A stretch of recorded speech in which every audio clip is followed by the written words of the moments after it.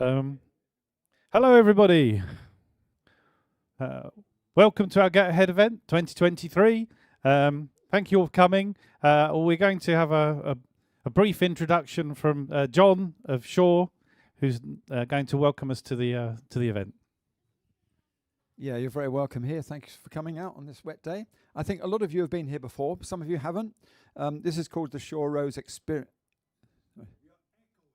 I'm echoing. Am I? There's a gentleman at the back.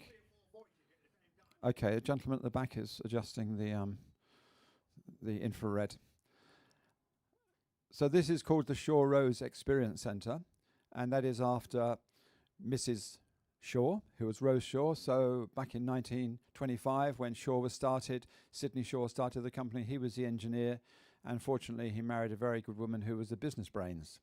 And so this is after her, the Shure Rose Experience Centre. There's 3 experience centres around the world, one in Chicago, which is our head office area, and one here, one in Japan. But of course, we're the best, of course. So you're very welcome here. And just to let you know a bit of housekeeping, there's no fire alarms expected. So if there is a fire alarm, then we need to evacuate the building. And the nearest fire exit is through there and down the stairs and out the back. And if there is a fire alarm, we meet out the back in the pub over the road. Okay, all right. That's the muster point. But don't pray for a fire alarm. All right. I'm sure you get to the pub later. So yeah, you're very welcome. And we've got Andrew, who's helping with the tech at the back there. Andrew is our head of applications. Andrew Francis, you might know him. If any technical questions about any Shure products, Andrew's the man to go to. So you're very welcome. And I hope you have a great day. We're around if any questions. Ros and the rest of the team are here. Lunch has been provided and everything. So, yeah, feel free. Have a great day. Thank you for coming.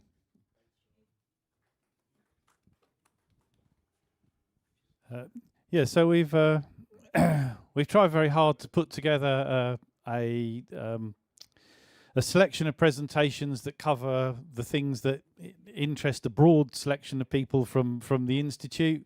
So we're going to touch in turn on the subject of voice alarm, which is very popular with some of us.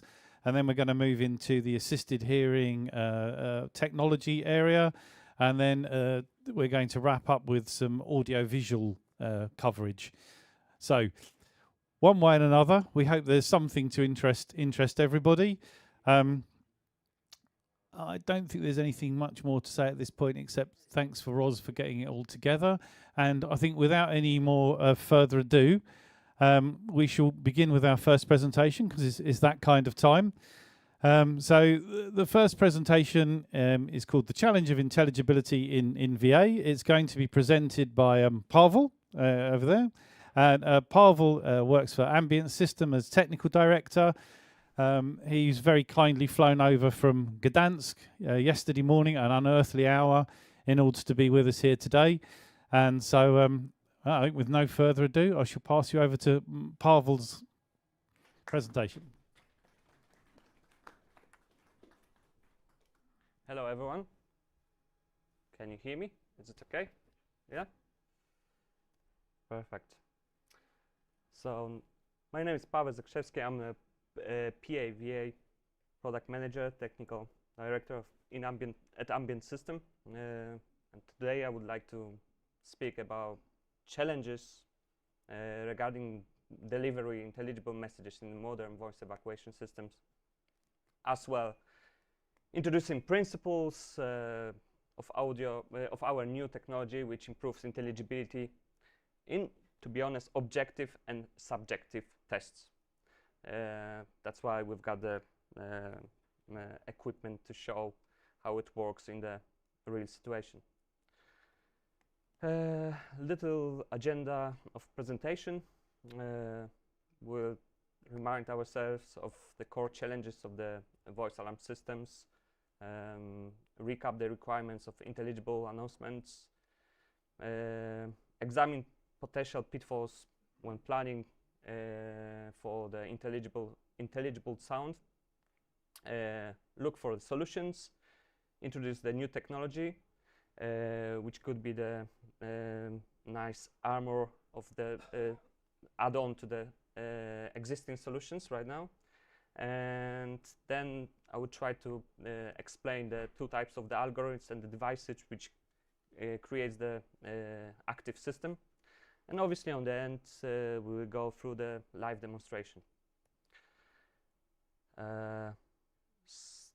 So the main challenge of the voice alarm system, or to design the voice alarm system, is to find the right balance between the standards or equipment which is certified EN54, 16 for 24 for the speakers, and obviously we've got the BS in UK BS 5839 as a standard for commissioning, planning, and so on.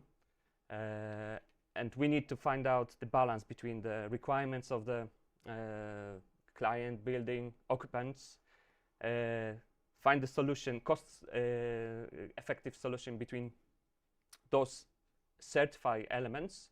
And obviously, on the far end, we've got the first position, which fires basically the messages across the area, which is the loudspeakers design. So on the end, we are doing the best to plan the speaker design, which for achieving the best intelligible messages. And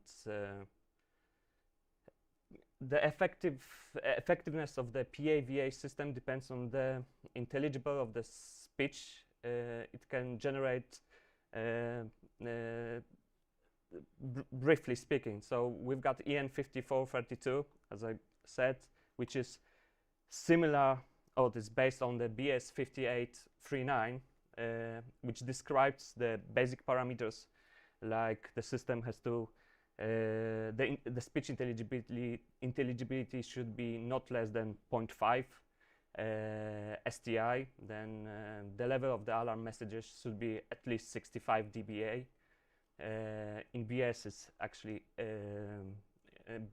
70 dBA.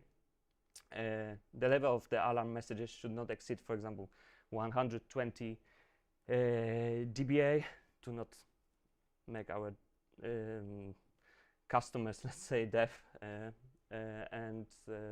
And the most crucial thing as well, we have to keep the signal to noise ratio, so broadcasted messages to the existing noise floor, which from, for example, EN5432 perspective, we need to give the space between 10 dB and 20 to get the best intelligible effect. In the BS standards, it states for the 10 dB headroom. And obviously, nowadays, often clients' requirements can now include additional audio tries, which confirm that message has been broadcast at a certain time and well received. So that's actually the new trick, how to achieve it. Yeah?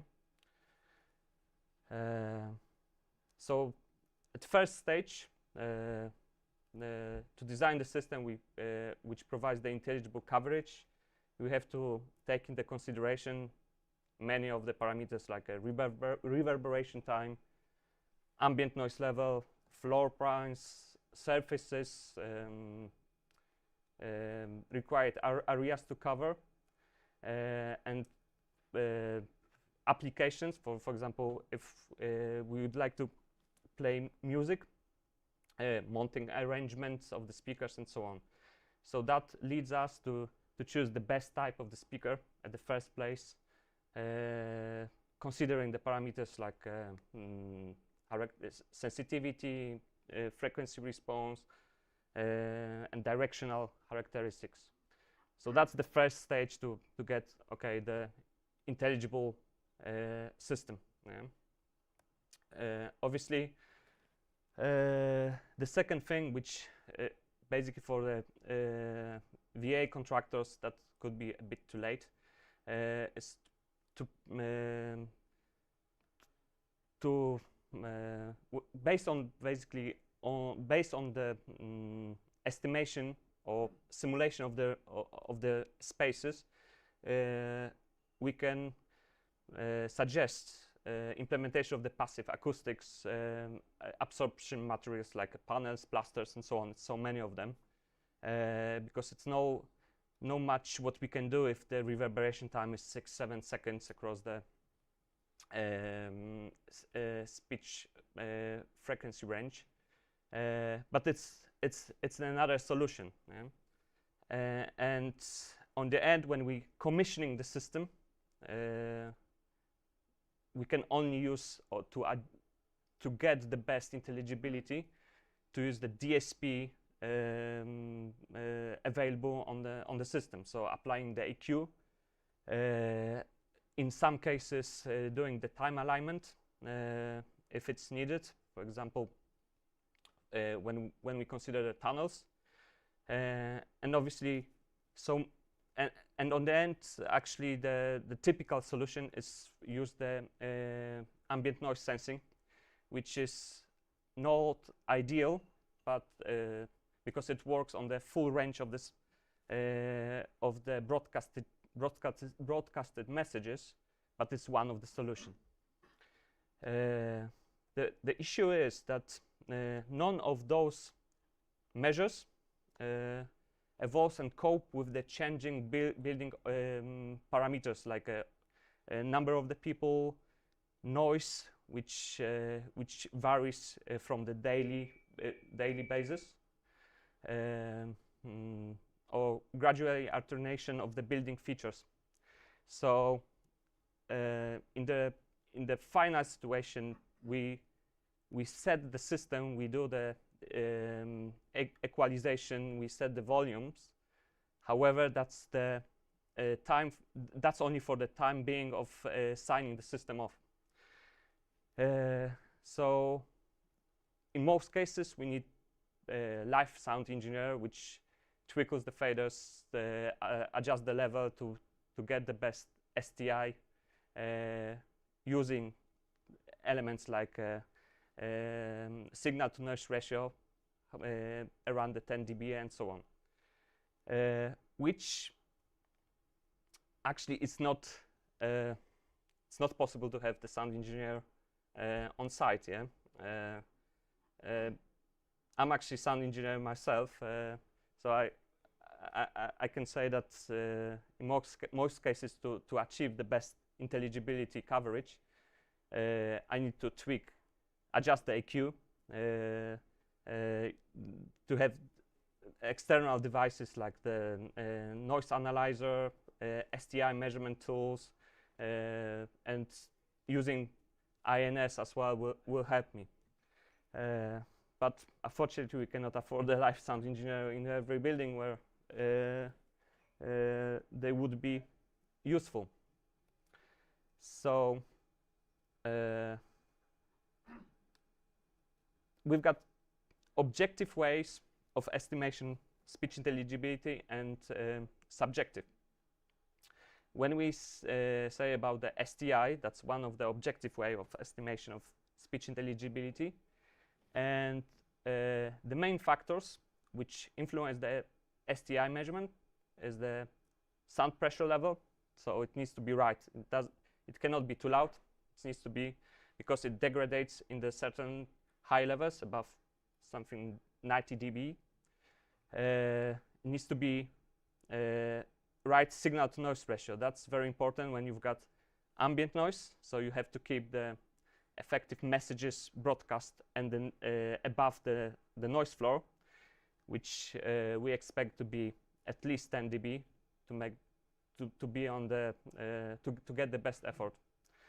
Reverberation time, it's not much what we can do about it, apart applying the passive acoustic panels and plasters. And obviously, frequency response of the modern PA systems, which are, in terms of the digital transportation, the whole path, they are high quality. Most of the leading providers of the voice evacuation systems, they've got a stunning quality of using either proprietary protocols for the transportation of Dante or Cobra, and it's so many of the so many different protocols to get the high quality audio from point A to B. And obviously state-of-the-art amplifiers, and on the end we've got the speakers, which actually could be right now the weakest point in the whole chain. So ambient system has worked with scientists from Gdańsk University of Technology to create the algorithms and devices which are able to modify spectrum of the broadcasted messages and unmask critical frequency for maximalization intelligibility, and change the tempo of spoken messages without loss of the pitch, and in other side dynamically adopting the poor acoustic conditions.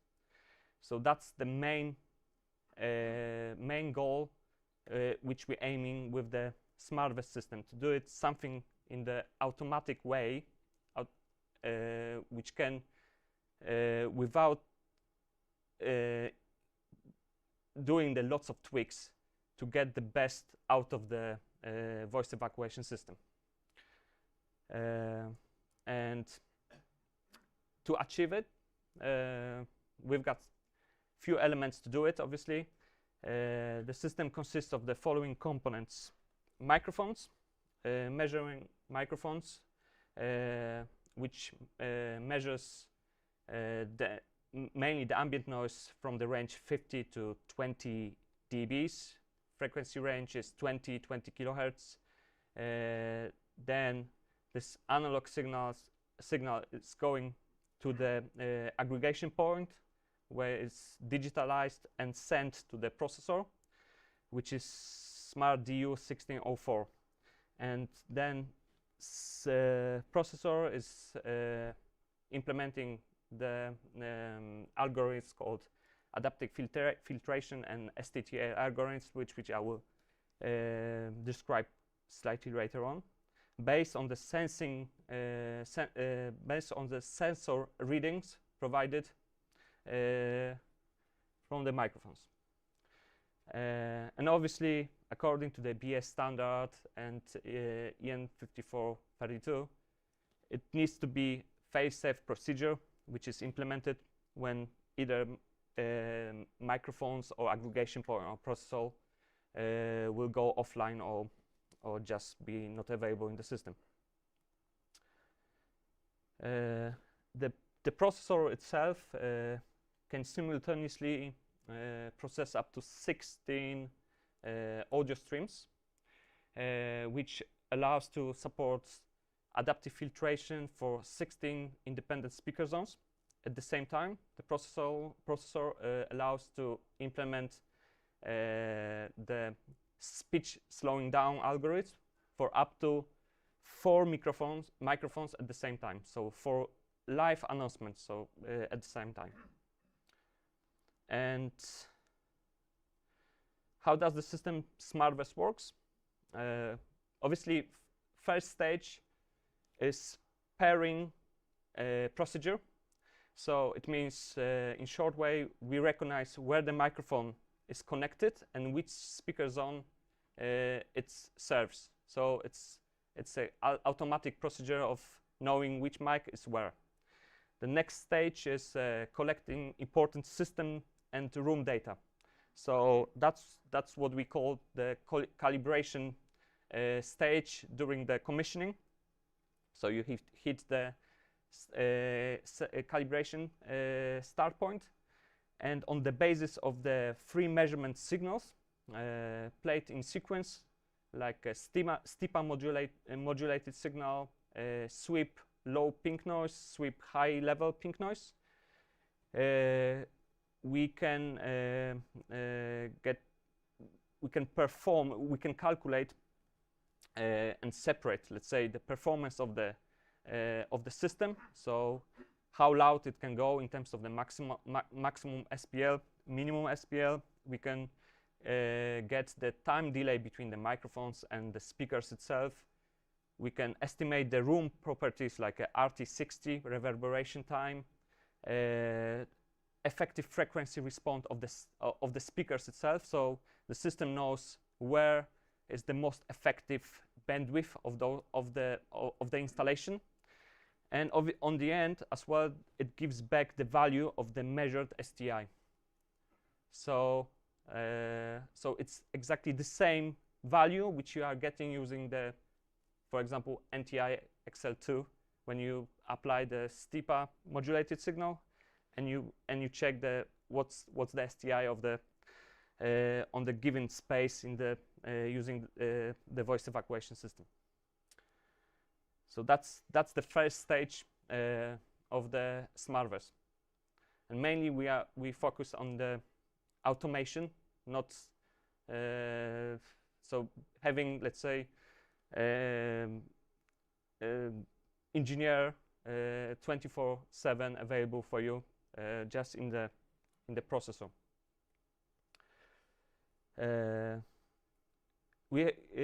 So having possibility to trigger the calibration procedure at any time, we can monitor the system and even actively activate the internal external warnings.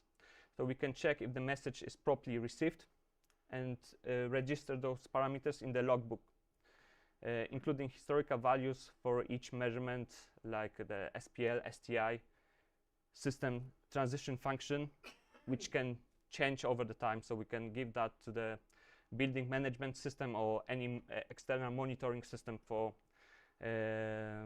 further examination. That's another benefit of the system. And during the normal system operation, so we've got the data from the room, how the system performs, and then when the system is commissioning, the microphone collects only the noise data, and DU604, the processor, has to modify speaker output based on the live data collected by ambient noise sensing microphones. That is adaptive filtration algorithm, which works autonomously. The algorithm changes the frequency response and amplification of the sound reproduced by the loudspeaker based on the calibration parameters and the current spectrum and level of the noise. So SmartVerse ensures the highest STI possible in the given condition online. Obviously, we have to set in the processor expected comfort SPL, let's say 70 dB, expected SNR, so we keep always the distance between noise and the broadcasted messages on the from 5 to 20 dBs. Updatation time is the activeness of the system, how fast it will respond. So that's one algorithm we implemented in DU, so called adaptive filtration. And actually, we've done many different tests in our acoustic lab, but on site as well. For example, we compare STI improvement introduced by the SmartVerse AF algorithm against typical INS and passive system. So orange, this is the normal passive system without volume attenuation. The dotted one, this is the INS system, and the blue is the application of the AF algorithm. So we had the different types of the speakers, from horn, active line arrays, projectors, and what is interesting in terms of the INS, we kept exactly the same distance between the noise and the signal. So it was, in that case, 12 dBs. And we measure the STI changing the noise floor from 50 dBA up to 105 dBA. And as you can see from across whole ranges, you've got the benefits of the adaptive filtration on the compared to the wide or broadband gain attenuation. And what is interesting is that when we consider the horn speakers, despite its weaker performance and the low background levels, so it means the weaker performance, it means that INS it is really close to the smartest adaptive filtration. But what happens later, we can see very large improvement at the highest measured levels of the noise. So from typical, when we crank up the noise floor to 90 dBA,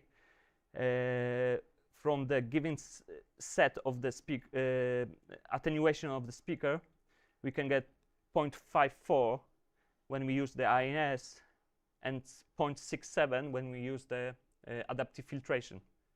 So we can basically use effective bandwidth of the speaker, not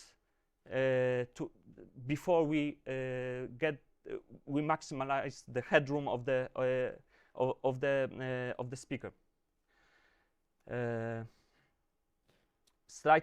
We as well tested the low power speakers, typical the ceiling ones and wall mounted.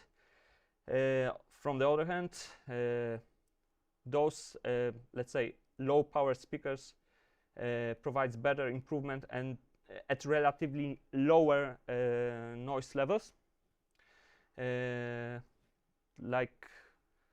So we've got a bigger span from, let's say, 75 dBA range, while the high power speakers, they extend in the lower, the difference between AF and INS extend on the higher pressure, let's say, levels of the noise. What is interesting, we were playing with the different type of the noises. Obviously, the pink noise, it's a broadband noise, but we tested what will happen when we place the narrow band noise, like a 20 kilohertz octave band, and we test one type of the speaker, which is LA. It's a line array system, line array speaker, slightly bigger than that one which we've got with in the room today, and that actually brings to the conclusion that we can, even with the INS in the really high levels, when we really close to between INS and adaptive filtration, and we try to push the system to the limits because the noise floor is so loud, then we are getting benefits across the AF using the effective speaker, let's say effective bandwidth of the speaker. Yeah, when the INS just finish because it's gain entire range of spectrum of the frequencies, and the AF is using the basically 7-band equalization, avoiding, let's say, the band where the noise is existing to achieve the best STI possible.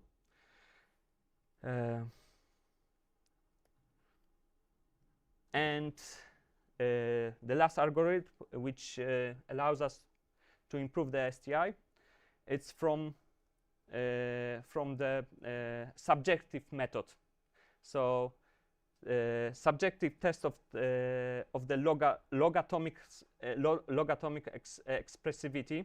It is described in ISO 9921, dated on 2003. We performed a large group of the, we tested the large group of the listeners under the, 4 different acoustic conditions, including the operation of the STI algorithm. It has been shown that use of the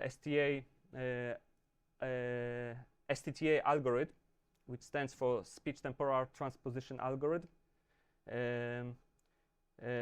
which is developed by the team of researchers of Gdańsk University of Technology and implemented by Ambient System, increased speech intelligibility in the reverberant conditions.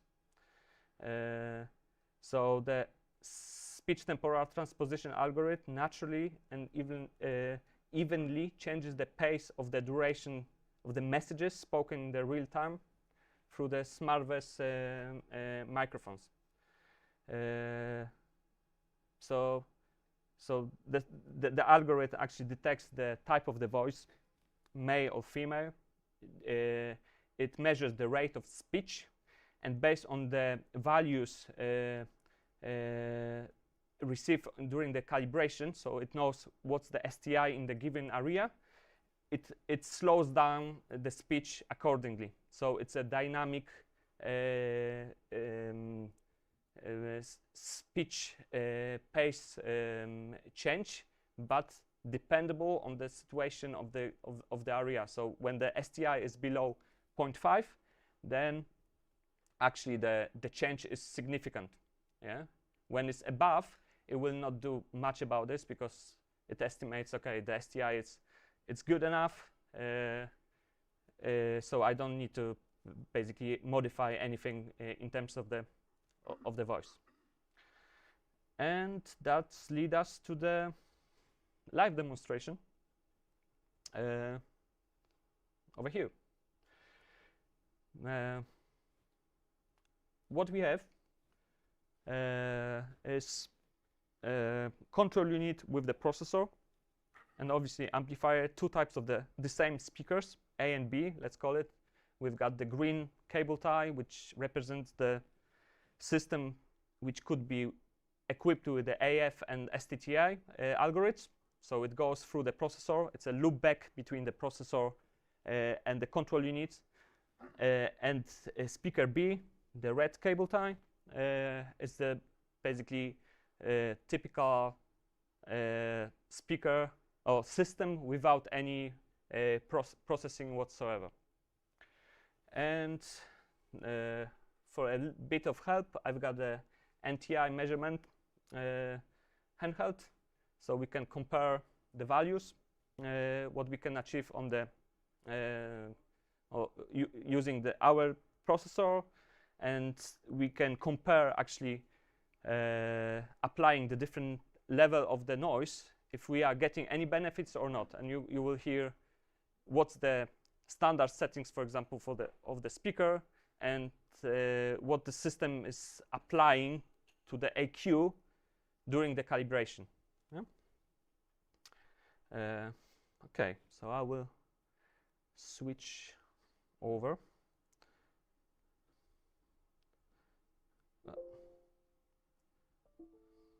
Close that.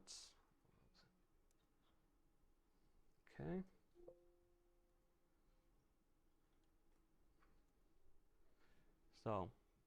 So first thing which I would like to show you, I need to connect to the system. It's actually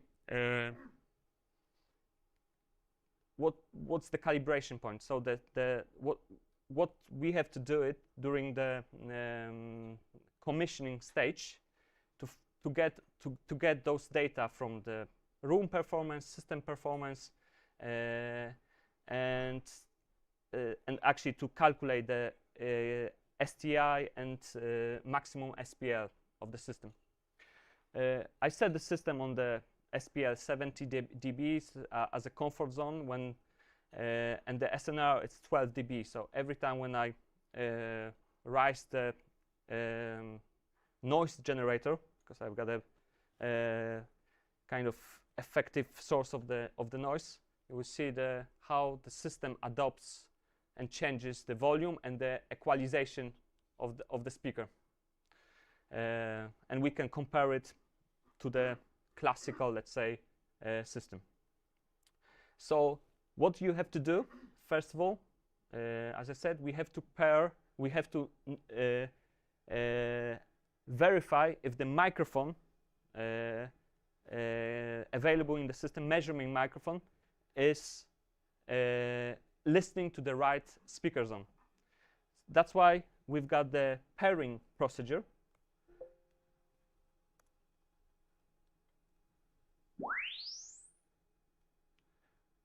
So basically, it sends every single, it detects every single microphone and sends in sequence the sweep noise to every single zone to recognize if the microphone is specified in the correct way. Yeah? So that's the first stage.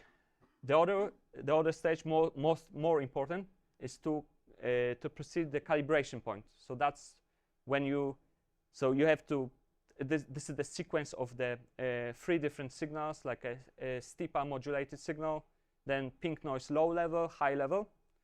That allows the system to calculate this STI on the given point, maximum SPL, reverberation time, and transfer function between speaker and the room, and how effectively adjust the frequency bands to get the best STI measurement. The thing is that the calibration point has to be proceed in the low level situation. So low level, it means across something about 50 dBA, not more.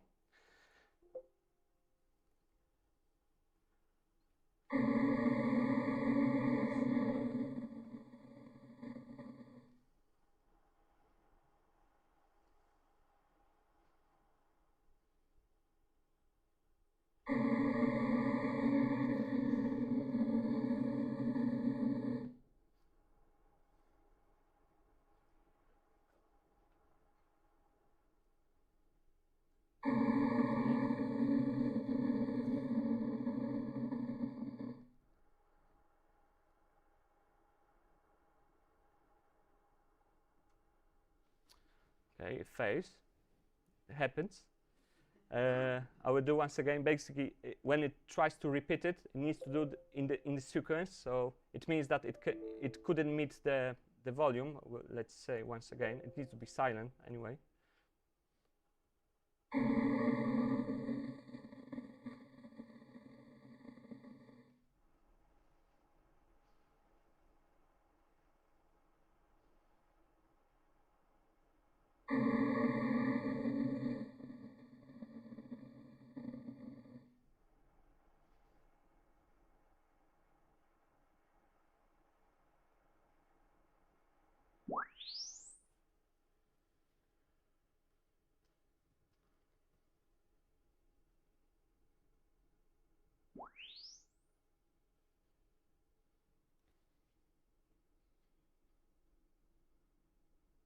Luckily, it managed to finish. So 3 different type of the signals. Now do the calculation and gives the value of the given point, like it measures 0.85 STI, which is more like it because it's a well-treated room, and 87 dBs. This is the maximum SPL which the system can achieve. So it knows, okay, now what to do actually to reach the best, to get the best STI. And now we can actually compare the two systems with the AQ and without AQ. Yeah, so this one is calibrated, let's say, the same type of the speaker, the same tapping, the same amplifier channel, and with the algorithms and without. Yeah, and I will play simple message to the first let's say the classic system. May I have your attention, please? May I have your attention, please?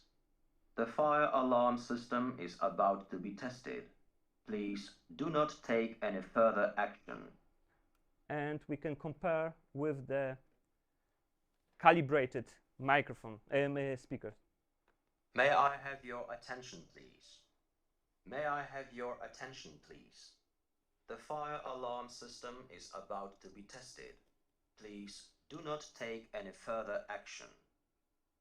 Can you hear the difference? That it's less boomy, it's more top end, it just adjusts the auto equalization, and straight away it drops the level because it detects the noise floor. Yeah? So now you can switch to the real measurement, and we can apply the noise to it and see what's going on.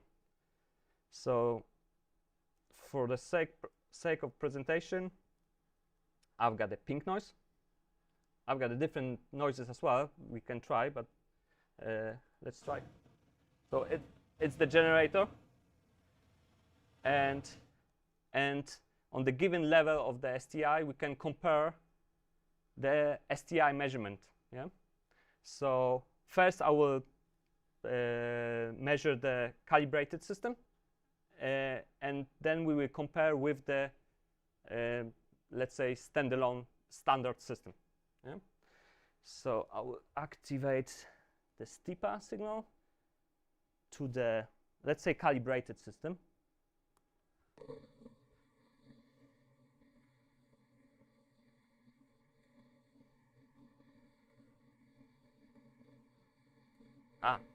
Forgot about noise.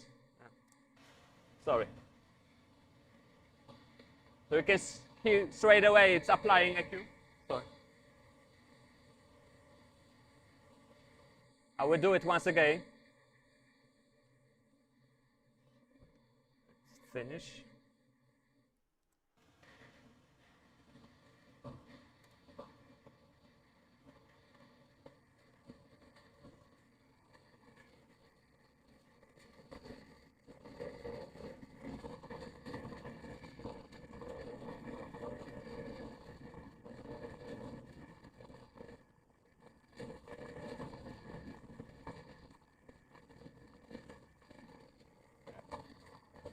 So 0.75.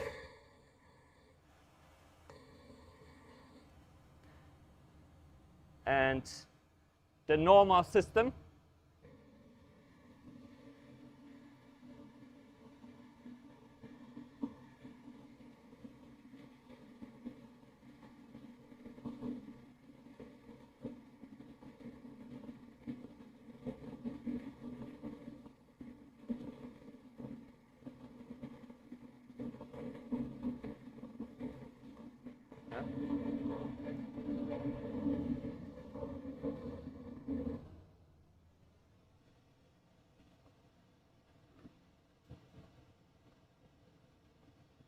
So clearly we've got 0.72 against 0.54, yeah, in the automatic way.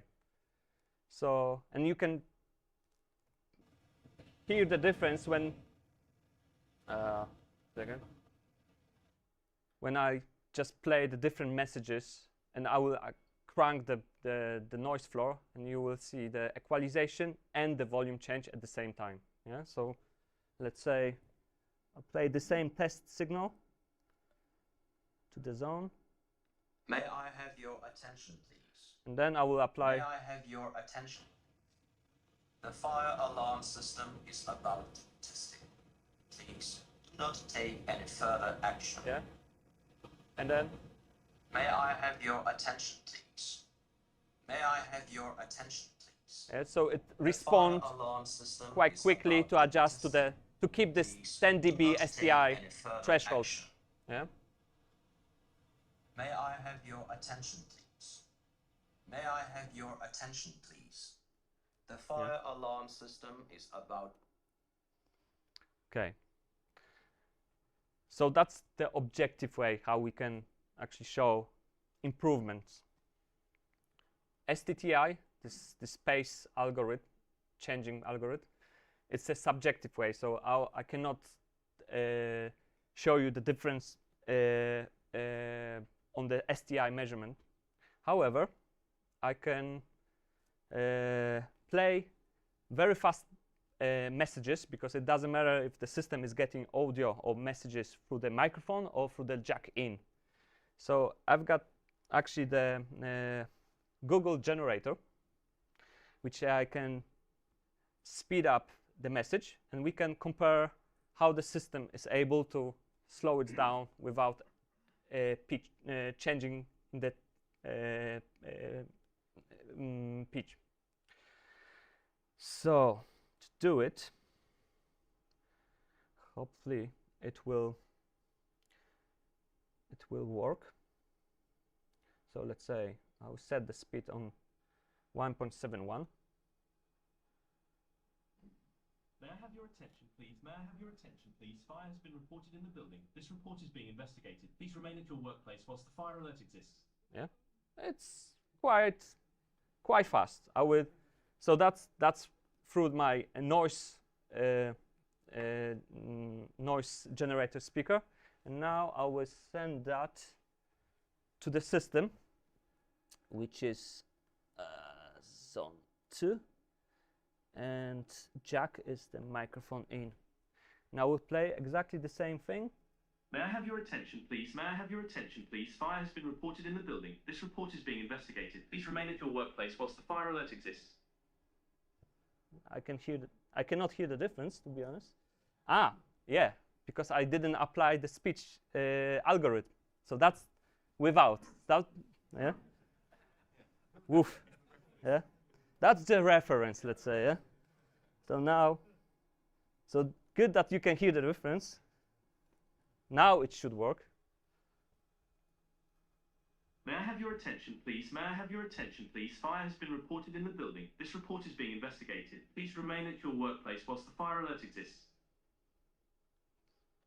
Just a bit, yeah? Because it's, I have to adjust the system to the, because over here it's a STI quite high.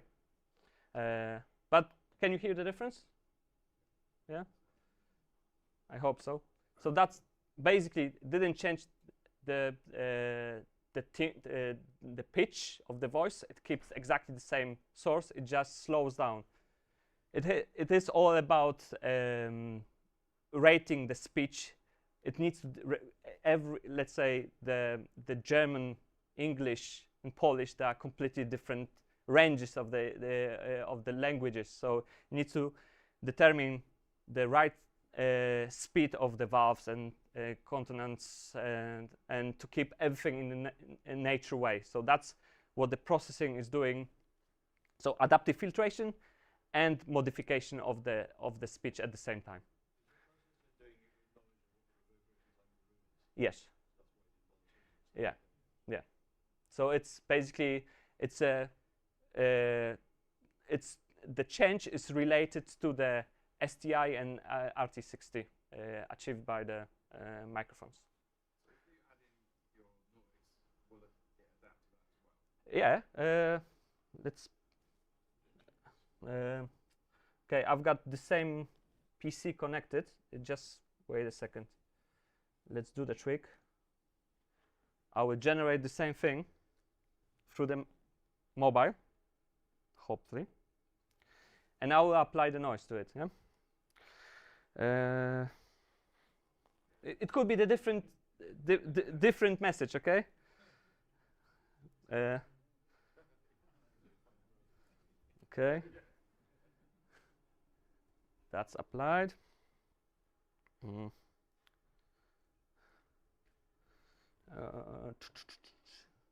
Second DNS.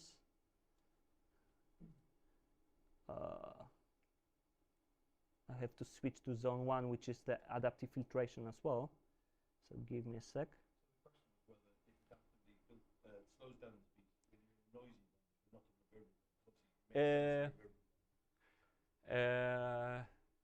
It's two independent algorithms. So well, you obviously the spectrum that never changes, obviously related to the noise, but whether it bothers to slow things down when it knows it's. So basically, it's based on the STI value. Yeah. So if it measures 0.8 in the given area, it will not change anything in terms of the pace. Even when it's obviously you cannot get 0.8 STI when it's high reverberant space anyway. So, but the whole idea is that you can have a adaptive filtration and pace change, or you can separate those elements having different spots of the installation. Yeah. So that's how it works. Yeah. Okay. Thank you. Oh. Thanks very much. Thanks very much, Pavel, for your for that. It's always a very scary business coming to a presentation and actually demonstrating, taking the risk to demonstrate some technology. Yeah. Do we have any questions? If we have questions, because we have people joining us online, welcome people online. Anyone wishing to ask a question should ideally use the microphone. Do I have any takers from the audience? We'll go with Paul because he's in the front row. There we go. So if you're relying on the clever algorithms and a CPU to achieve your STI requirement, how compliant is that with 602.118 and 5839? How do you assure it? How do you say, well, here's on my traceable calibration certs, this is... Okay, so the system is certified, actually. It has the BS EN5416 certification. And actually the EN5416 has no scope, this kind of the changes at all. Yeah. Now we can see the change, basically when you consider EN5432 BS5839, then you can see the bits of those elements in the commissioning, testing, and planning procedures. So in terms of the legislation right now, it's completely legal certified system. Yeah, because it doesn't say, because it's old standard, it doesn't say anything about adaptive measurement and adopting the life situation. It's the future, let's say, of the certified systems. Yeah.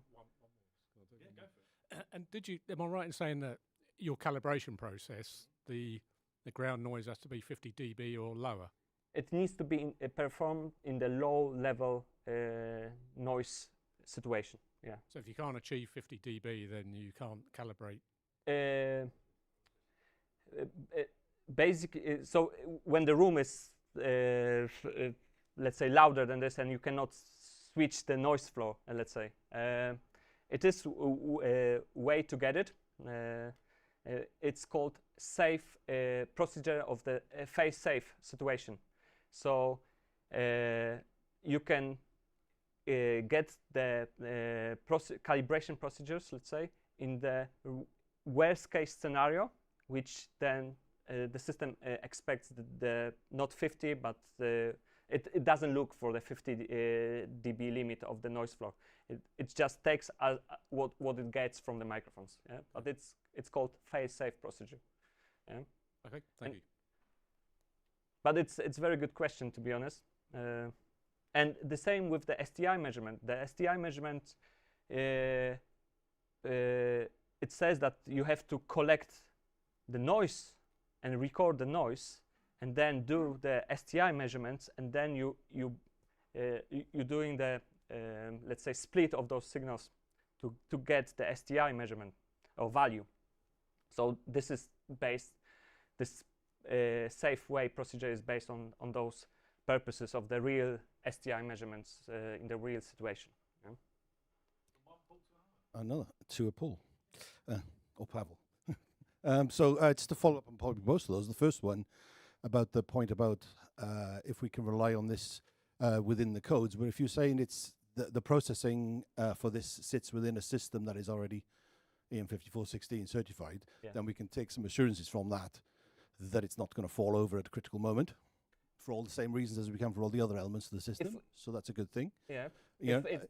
Obviously, everything can. Yeah, go absolutely. down. No, I get that, but as much as anything else. You get the phase safe procedures. Basically, the system will go maximum So that kind of puts paid to any argument that says, but in order to get the performance that you say you can get, you rely on an element of the system. But if that element of the system is covered by certification, then we can be as assurant about that as the backup power supply. Yeah. So that's good. What was the second point you made?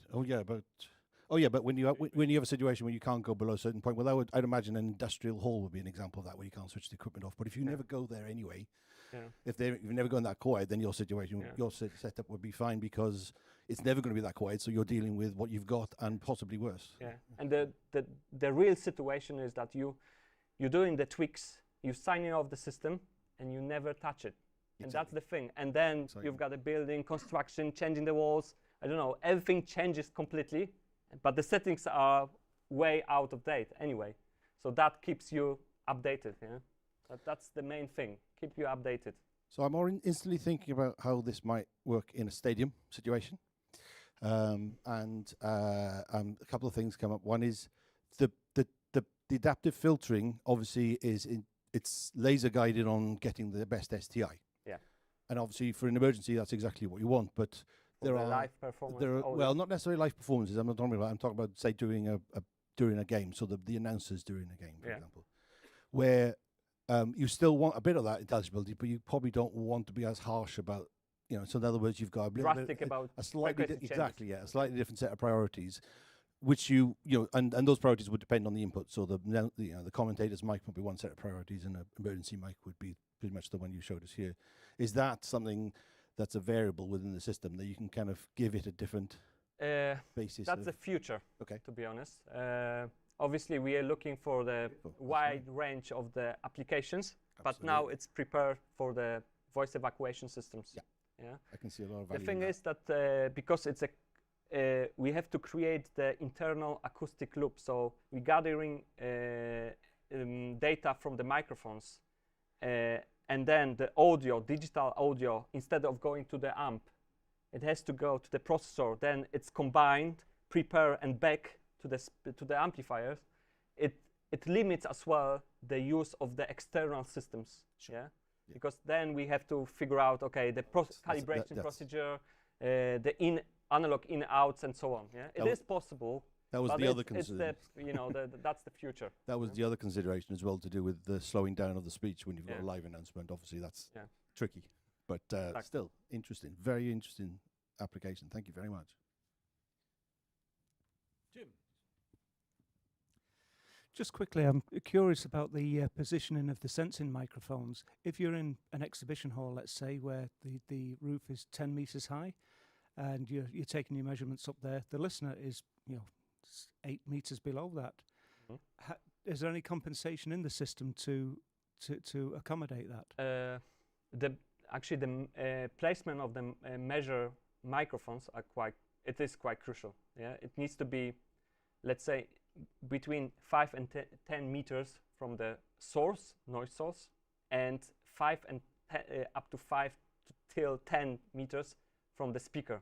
Yeah, closest speaker or estimated geometrical in average geometrical distance between the arrays. Let's say, yeah, that's the first starting point of the placement of the microphone into the system. However, because the system is patented, it's actually protected by the patent, and we've done the test how the placement of the microphone influenced actually the measurement and the effectiveness of the system. And it turns out actually the height is not the issue. Yeah, the height is not the issue. The only issue is that the system has to properly recognize the speakers, or generally the speakers which has to control, and obviously be as close as possible to the noise generator, yeah, the source of the noise. So that's actually 5-10 meters between the speakers and the noise generator. That's the first starting point for the design.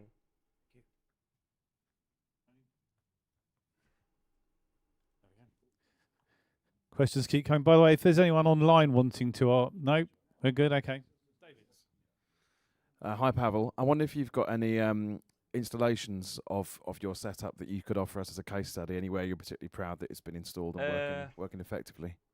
We do have first one was obviously in our new headquarters, where we've got big offices, spaces, let's say staircases with really absolutely shocking bad acoustic. It's like 6 seconds of the delay with cumulated between 125 hertz up to 300 hertz. So basically you cannot hear Neil speaking to me being 3 stairs above. And we've got now, let's say, reference systems being deployed as we speak. And the first one is the, let's say, the spa resort where we place actually this technology in the swimming pool area for the to get the best, let's say, background music experience.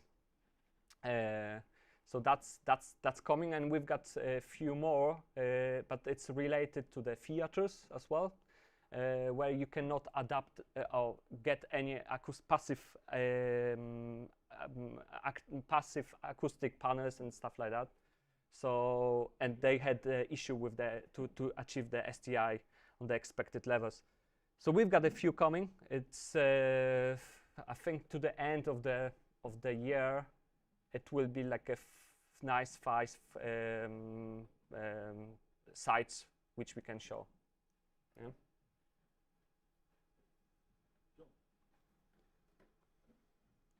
Everyone's talking about AI at the moment. Do you see AI helping you in the future? In some extent, yes. The thing is, we have to find the way to actually to show what we want to achieve, not in the digital, in the figures, but it needs to sound for the human being. So that's the issue. It is future, but we're not there yet. Okay. I think this will have to be our very last question because we need to try and keep on timetable, but please. Oh, thank you. Hi. I just wondered what is average cost difference between a standard evacuation system and your smart evacuation system, just roughly as a percentage. And then I think the second question that moves on from that is what is the percentage of difference in STI, an average percentage difference between a standard evacuation system and the smart evacuation system? It's what I showed on this different speakers. More or less, we're shooting maximum 0.2 STI improvement. That's in the real world when we've got, let's say, 0.38. The situation, we applied the processing, the microphones, let's say whole elements, we're shooting above 0.5. Yeah, to reach the, you know, those small difference, but to be on the safe side or not. Yeah, to be on the understandable or intelligible way, or not so much. Yeah, so that's the first thing. In terms of the costs, the thing is that this is just adding the to the standard system the processor. That's the biggest cost, and the aggregation point and microphones is just the. It's not actually cost heavy in terms of the entire system elements. So I would say it's hard to say because you've got three additional bits, let's say, or more microphones. However, we can basically we can limit the number of the amplification which is needed to achieve the right SPL, or basically you can have a amplifiers rating not wasted, being accurate, and from the other side we can have a power supplies. In our system we've got the power supplies related to the number of the amplifiers, so it's a kind of external device. So when you consider the number of the amplification and the less power supplies for it, it could be the same, or it could be the same. Yeah, I will not say cheaper, but the same level then. Yeah, it's hard to be precise. Yeah, yeah. Okay, Pavel, one round of applause. Thank you very much, and we take 2 minutes. We're going to have a 2 minutes, 2 or 3 minutes for a comfort break for those needing it, or for a refill of your cup of coffee or glass of water, or we change the stage, and we'll be back with you in a few minutes.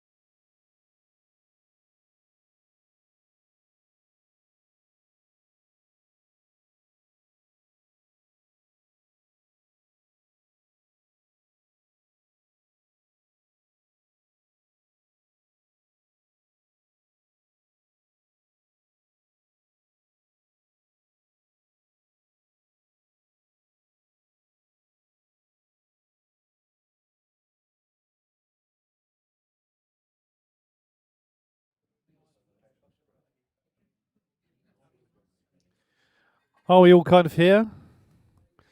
I'd like to resume as promptly as possible now.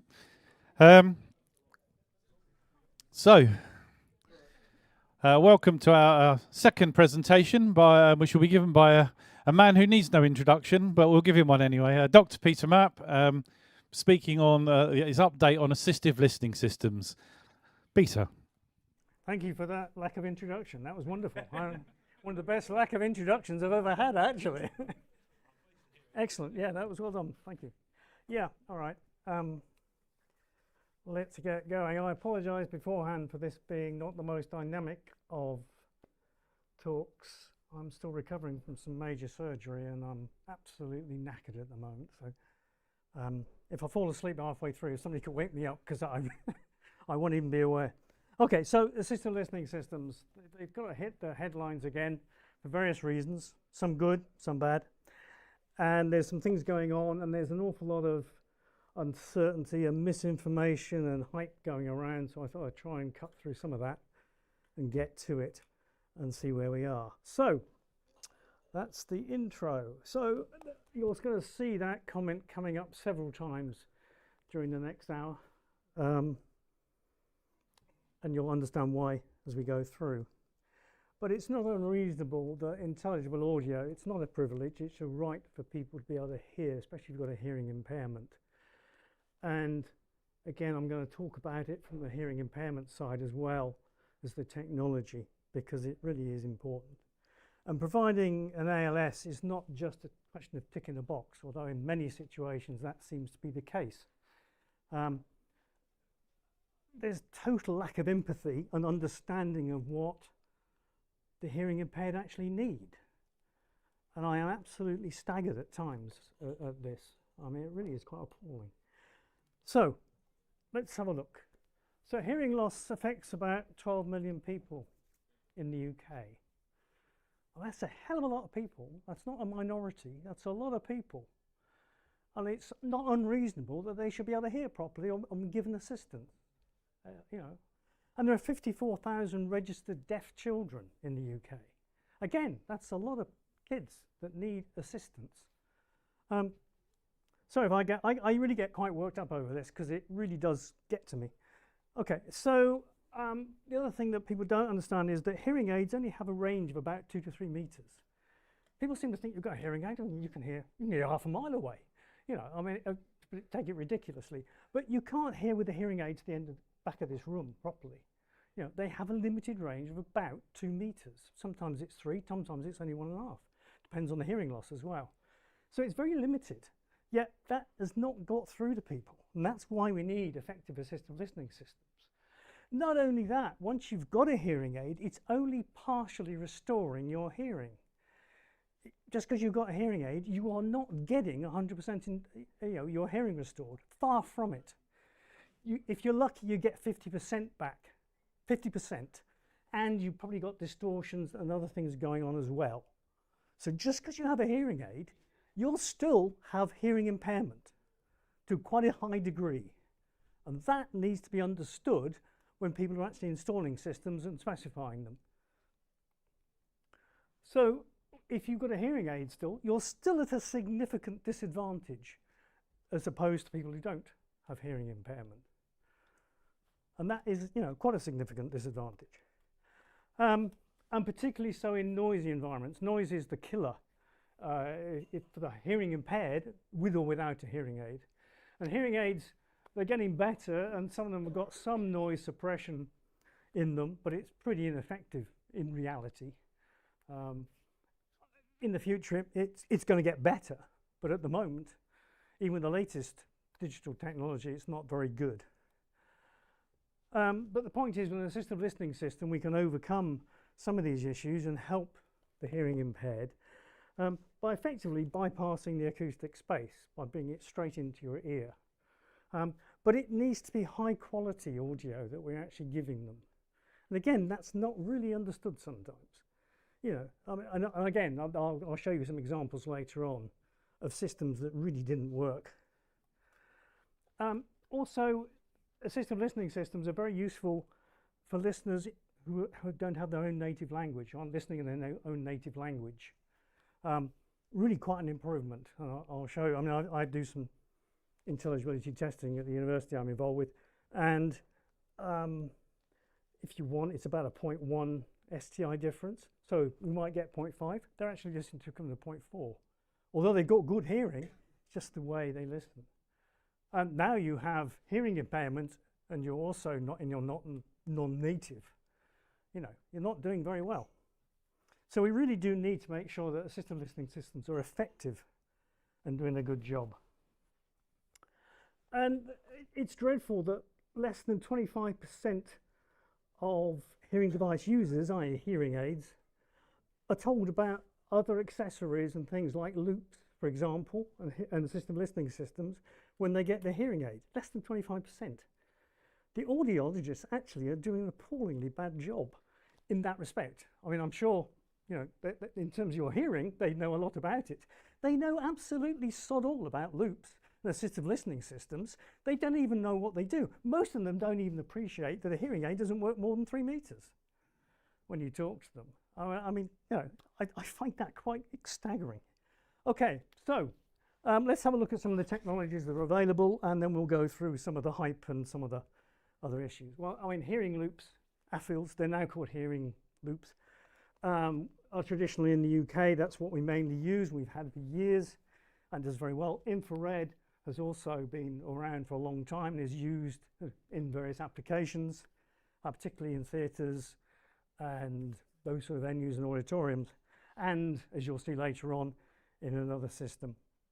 Audio over Wi-Fi is the new kid on the block. It's arrived in the last 2-3 years, really, I guess, and is sort of taking over, and we'll talk about that in a bit. There are radio FM systems. In the UK, they are very, very rare. So I'm not going to talk much about those, but they are there. Bluetooth is also used in assistive listening, i.e. between maybe your neck loop and your hearing aid or some other system or some personal system. Bluetooth is used. That's traditional Bluetooth. We now have Bluetooth LE and Auracast. And this is the one that's causing quite a stir, which in one hand is quite good. On the other hand, it's actually very bad because people really don't understand what the hell's going on. And hopefully I will get through that to you. Also, a thing called sound field systems. You've probably not heard of these, but these are basically a kind of a small reinforcement system, sound reinforcement systems, particularly, but used in schools and classrooms in particular. That's their area. And we'll have a look at those a bit later on. And then there's some personal listening devices that are not hearing aids, but they may feed into your hearing aid. Maybe it's a microphone you remotely put on a table in a meeting, and it feeds into your hearing aid, for example. And some of those are really quite sophisticated. Some of them have got some switchable microphones, selectable microphones, beamforming microphones, noise reduction. They really are getting quite good. So they're very useful to use, but they're not a system. So I'm not going to talk about them today. I don't want to talk about systems, but they're there, and you need to be aware of them. That's kind of really preempting the whole of the talk. Why do we need some guidance and a code of practice? Well, you're going to see. I'm going to build up to that. But I'm asking the question now so that it's in the back of your mind. Well, the answer is so that the hard of hearing and hearing aid users can gain a useful hearing benefit from their assistive listening system. There's no point in having an assistive listening system if it doesn't actually do the job. It's just like having a voice alarm system that you can't understand a word. You know, same thing. Except people seem to understand that voice alarm systems should be intelligible. This is not quite as widely known, hence the thing.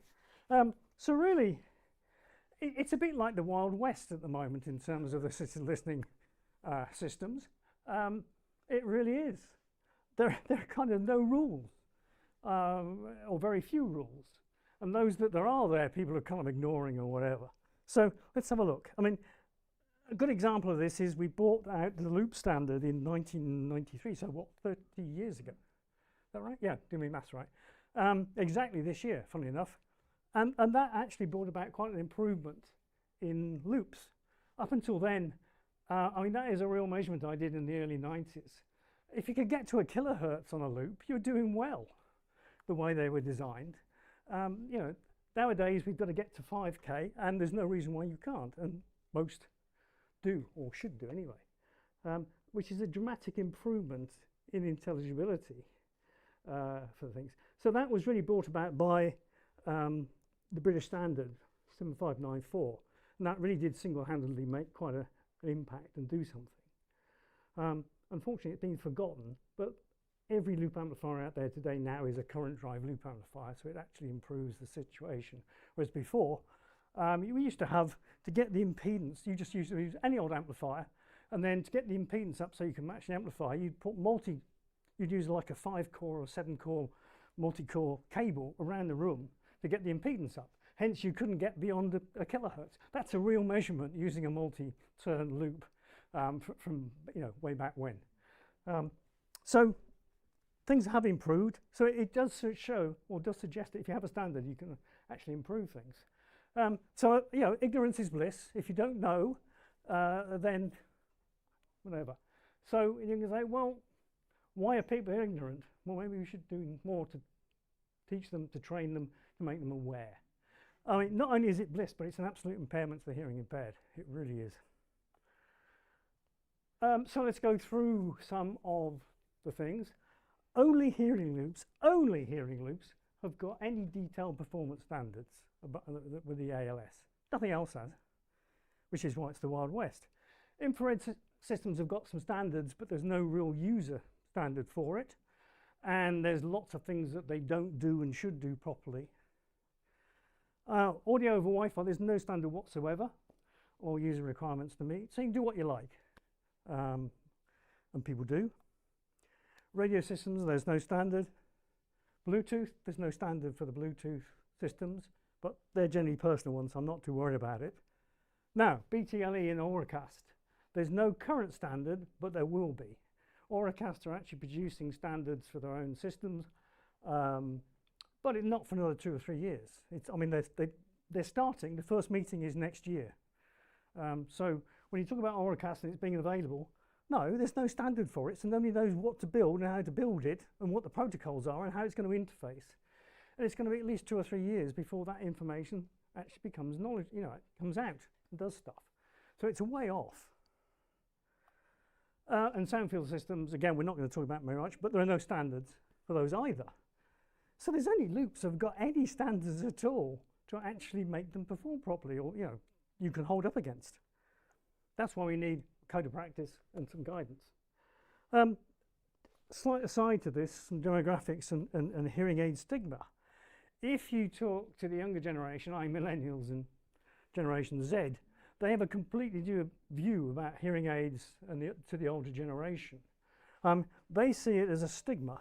If you're wearing a hearing aid, they don't want to wear a hearing aid. They're more than happy to have ghetto blasters stuck on their ears. That's no problem at all, but you can't have a hearing aid. Whereas the older generation want a hearing aid and they want a simple, direct means of accessing the technology. They don't want to have to use a smartphone or some other device and have a degree in computer engineering or whatever, or have a 9-year-old child next to them so they can actually operate it. And there really are 2 polar differences between the populations. And there was a survey done a couple of years ago, and only about 8% of hearing aid users actually wanted to use some intermediate device, i.e. not their hearing aid directly, which you have to use if you're using Wi-Fi, infrared, or Auracast at the moment. Well, you can't use Auracast at the moment because it's not available. It was interesting. I just happened to find this the other day, that Mattel last year actually brought out a Barbie doll with a hearing aid. So maybe the stigma will start to go away a bit. If Barbie's got a hearing aid, then maybe that starts to get through. The trouble is, putting an old person up there with a hearing aid makes no difference, does it? Because that's expected. But it's not expected for the younger generation. There's another doll I found with a hearing aid. I don't think it was very effective, actually, but never mind. I didn't test that one. So let's go through some types of ALS and some of the issues with them. So let's start with hearing loops. Traditional, T symbol, that's well known, T for telecoil. And that's the one that we traditionally use in the UK, and there are thousands of systems out there. Some work quite well, some work not so well. The major advantage is that the loop signal can be picked up directly by most hearing aids. I mean, those with a T-coil in them, which is at least 70% of what's available. So it's straight into your hearing aid. You don't need another device. You don't need a thing on the top of your head to do about it. It's straight in, dead easy. And it is giving you the right signal because it's the prescription signal of your hearing aid that you get. These other systems with headphones and things don't give you your prescriptive signal system. And I'll give an example later on. So I said the COP was introduced in '93, and that's led to a good improvement. There are other standards now. There's 3 international standards effectively. This 601.184 is the main standard where it's all laid out. Trouble is, it comes under hearing aids and acoustics when you look at it, so you've got to go looking for it. The one on the N62849 has some other or additional information. For example, that's where the standard for neck loops is, and some other 2 bits and pieces to do with that. They're not together. And then there's TR63079, which is a kind of you can't have a code of practice within the IEC. That's not permissible. So TR63079 is effectively half of the old BS standard, with bits removed that the Europeans didn't like, which is some of the useful bits, but there we go. But nobody's ever heard of it. Nobody ever uses it, unfortunately. Infrared, quite widely used still, although it's waning. I mean, there is no symbol actually for infrared, so we've sort of come up with one that vaguely, I mean, you could use all sorts of things, but we've come up with that one. So it's very common in theatres and concert halls, those sort of it. Indoor arenas where you can get a good coverage easily is a good way of doing it in the UK. But you need a neck loop or some sort of device to actually hear it. There are some IEC standards, but they don't really cover the use of it in terms of the user. Let's talk about Wi-Fi, audio over Wi-Fi. Again, there's no symbol, but we've come up with a thing that might kind of give people an idea. Because if you turn up somewhere, you want to know what the system is. Because it may be, well, okay, it tells me I can't use my hearing aid straight away. I'm going to have to go and get a device to listen to. Or maybe I've got one. You know, I go around with an infrared system as well as a loop listener. So I can listen to things and see what they're doing. So IR infrared is waning a bit. Sennheiser are no longer, for example, making IR transmitters and systems, but other people are still, and there's still a market and they're still useful. And in fact, you're going to see in a few minutes there's another use for them that people won't maybe thought about. And so there seems to be a gravitation, certainly in theatres, to audio over Wi-Fi. And we'll see some of the issues that might bring. But I've got to say, the success of audio over Wi-Fi is very variable. Really is. Okay, Auracast. Let's talk about that. There's the symbol for Auracast. You will be seeing that a lot more in the future. It's a Bluetooth system, but it's Bluetooth LE. It's a low energy system and has got rid of some of the restrictions associated with Bluetooth. It's on the horizon. It certainly isn't available yet, despite the hype that you read in several of the magazines. I think there are 2 products so far that are made that are vaguely Auracast compatible. And I say vaguely because the standard hasn't been written, so how can they be? You know, so the other thing is that you can't, in an IEC standard, call something Auracast. So now it has to be an assistive listening system for hearing aid users based on a 2.4 gigahertz audio streaming. In other words, Auracast. So you read this, there's the preliminary data for the standard, and it says all that, and then about the second line it goes Auracast. You know, but that's okay. It's not in the headline. You know, you can do that. But it's going to be an interesting next 2 or 3 years getting Auracast into a shape where it is usable. You know, for all sorts of things. Traditional Bluetooth is a 1-to-1. That's the real one of the limitations of it. And it's got about a 10-meter range, typically. And it's very heavy on batteries if you're using it with a hearing aid. the new Bluetooth LE, which is 5.2, I think, it's more efficient, so there's far less battery drain, which is a good thing. It's got a greater range, up to maybe 50 meters, depending, but it's going to be of that order, so it's a big improvement. It's also one-to-many, and this is the real clincher, because now instead of being one-to-one, it's one-to-many. So it can be like a loop or anything else. It can be one to several hundred if necessary. So you can just log into the thing, and it will stream the audio. It also has lower latency than Bluetooth. It's been notionally set to 50 milliseconds. Quite what that means, we don't know yet, but at least they are talking about it, and they've set a number that's looking in the right ballpark, as you're going to see in a minute or two. And yes, there is a standard. It's been allocated as a standard number, so things are actually going to happen to that in the next one or two. The other thing is it's going to be used not just for hearing aids, although that was the original idea. There's a far bigger market in other areas where you can use this technology. In fact, and if we're not careful, they're going to drive how Auracast occurs. And so therefore we have to be very careful and have a very strong voice to make sure that it still does what we need for assistive listening systems. Otherwise it will disappear and not actually be fit for purpose. Okay, brief thing on sound field systems, just so you're aware of them. Basically, you have a classroom, typically, and you put some speakers around it, on the ceiling, on the walls, wherever, to get a distribution of sound. Simple as that. So it's a little sound reinforcement system, but if you call it sound field, you can charge a lot more money, basically, because it has a name. Sorry, I'm cynical at times.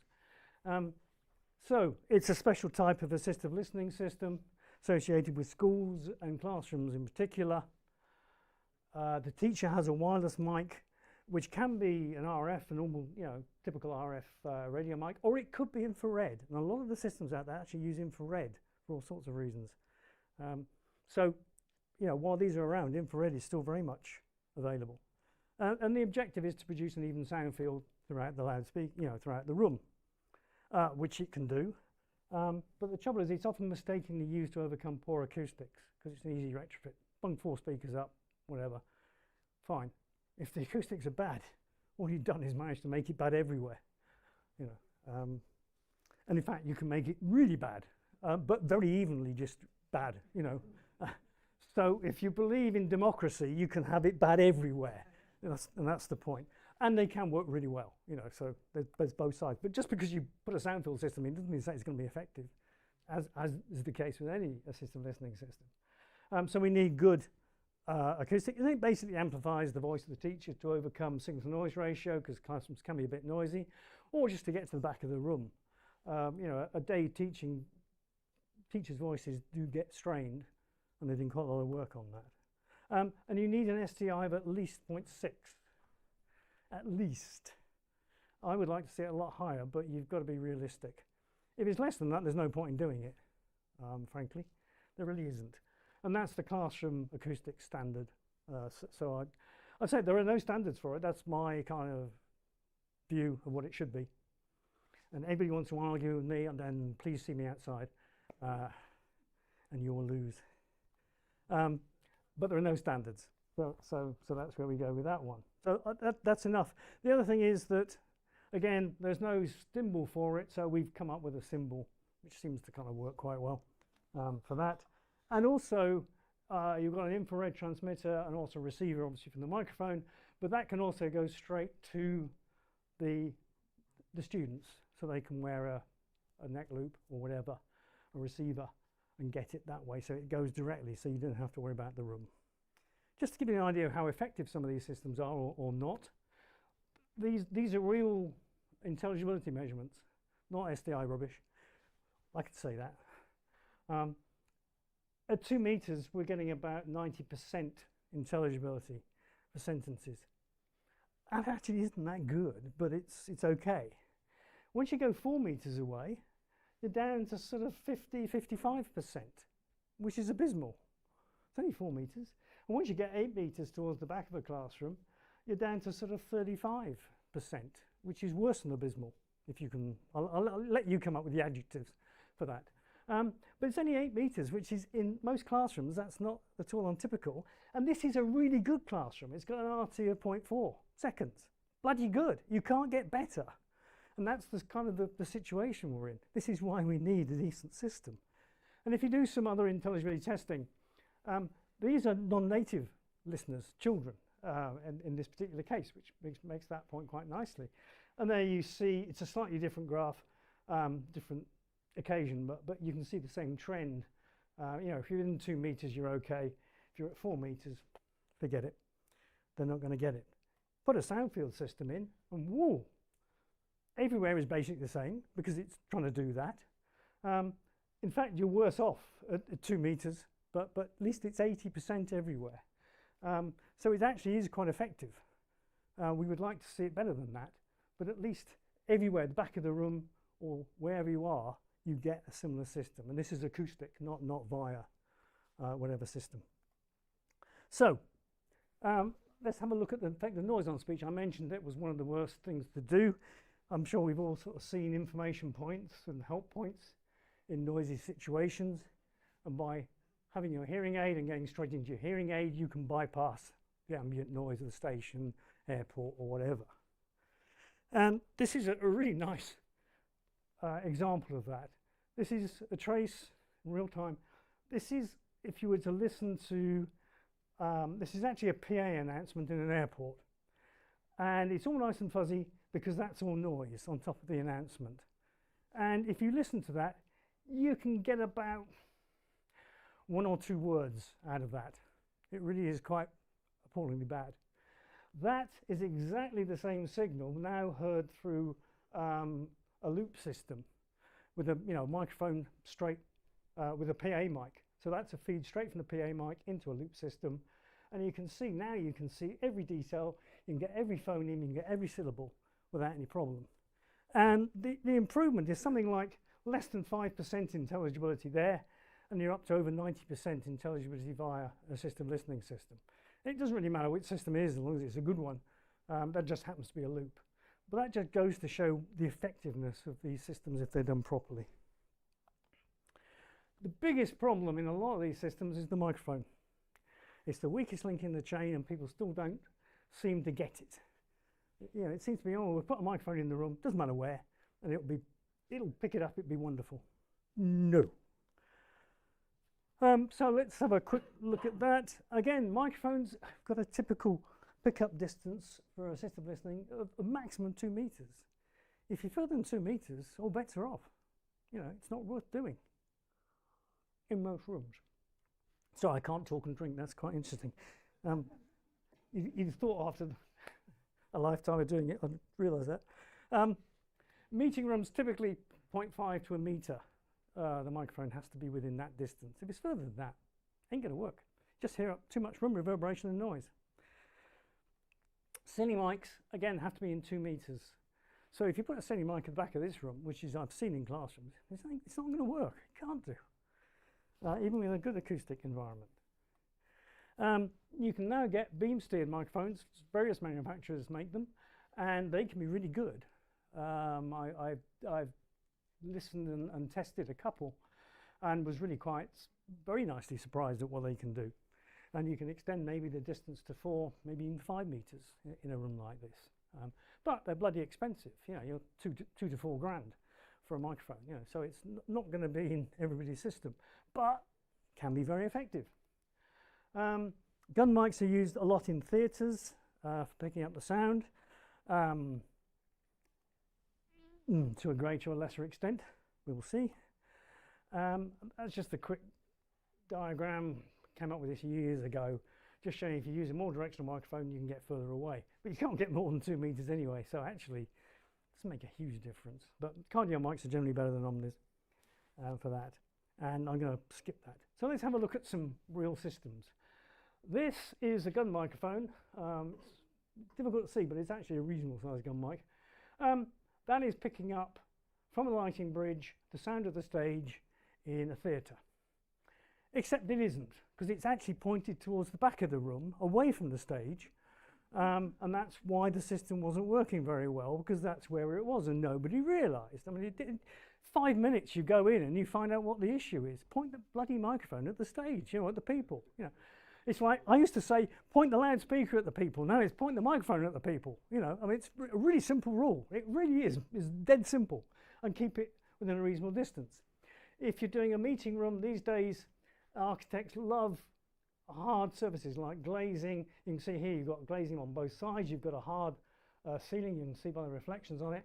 And you may or may not get carpet on the floor and a big reflective surface. So these can be really quite nasty rooms in terms of acoustics for picking up speech. But if you get the microphones close enough, you do need several of them, it can work fine, no problem at all. Now this one was an interesting one. This room was refurbed. It was a meeting room, and it was a meeting room that was used by the hard of hearing people a lot in this particular venue. And they had a couple of semi-intelligent, talk about artificial intelligence, these are semi-intelligent microphones. I think they have an IQ of less than 50 by that, because as soon as they used this system after they got in, there were vociferous complaints about how useless it was. You know, they are too high in the wrong place and the wrong type of mic, and yet they'd spent a lot of money trying to get that right. You know, just because you spent money doesn't mean to say it's going to work. You have to understand what it is you're doing.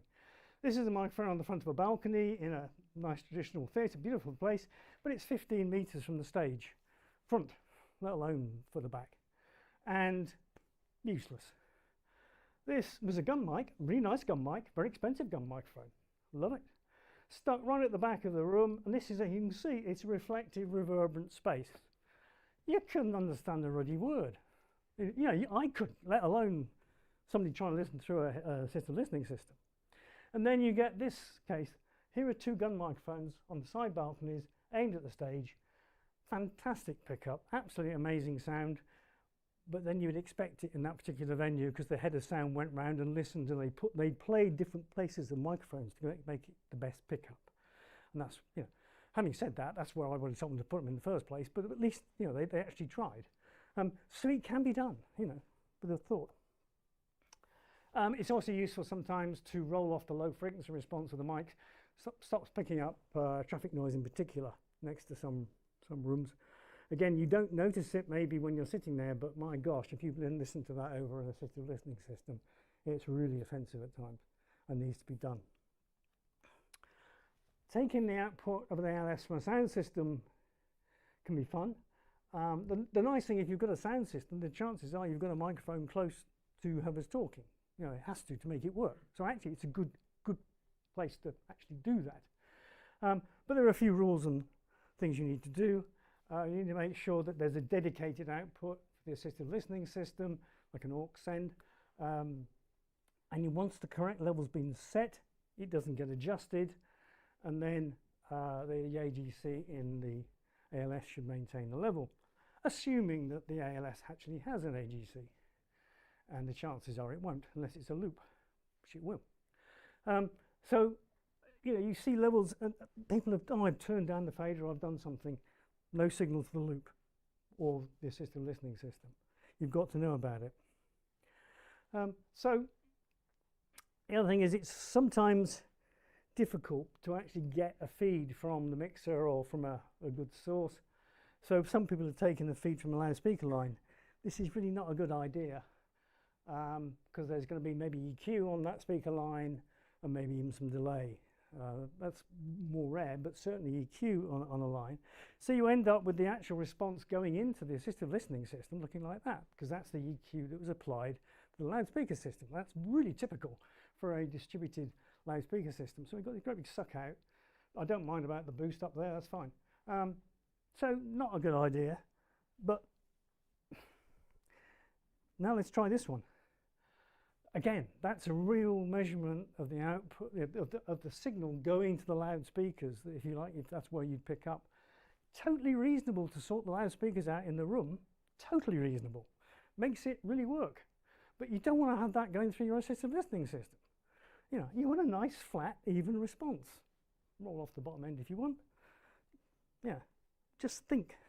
And in that particular case, they could have picked up the signal quite easily from there was a submixer located not far away. So yeah, but it's ignorance really. It's bliss, apparently. So let's have a look at latency. If I've got time. In ICTR, we actually state, or it states, sorry, not we, it stated that latency should be no more than 30 milliseconds. Well, ideally it should be 30 milliseconds or less, maximum 40. So just bear those numbers in mind as we go through this, and I'll build up. Let's have a look at a system. And it doesn't really matter, I'm not having to go at any particular system much. So we've got a microphone, a preamp, and then in this case it's Wi-Fi, and we'll do other ones later in a moment, you'll see them. So that's the transmission chain. You then have some sort of receiver, which in this case is a smartphone to pick up the Wi-Fi, and it's then Bluetoothed into the hearing aid, and then eventually into the listener's ear. So it's quite a complex chain of various items. And let's put some latencies onto this and see what happens. So it'll be a digital preamp of some sort, and DSP. You might get 5 to 10 milliseconds delay. In itself, not a problem. The Wi-Fi system, anything between 75 and 500 milliseconds, depending on the Wi-Fi system, and it depends on the network, and it depends on how the traffic on the network. And that's the point, and you don't know what that will do.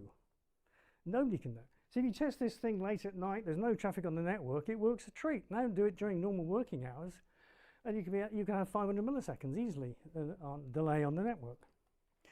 We then got a delay in the smartphone. Smartphones can be anything between 50 and 200. In fact, I've seen measurements way more than 200, but let's be reasonable for once. Hearing aids themselves, they've got processing in, so you've got, if you're doing really well, if you've got 5, 10 is much more typical for the delay in a hearing aid itself. The new generation of hearing aids coming out are getting closer to 5, but you know, the vast majority out there are 10.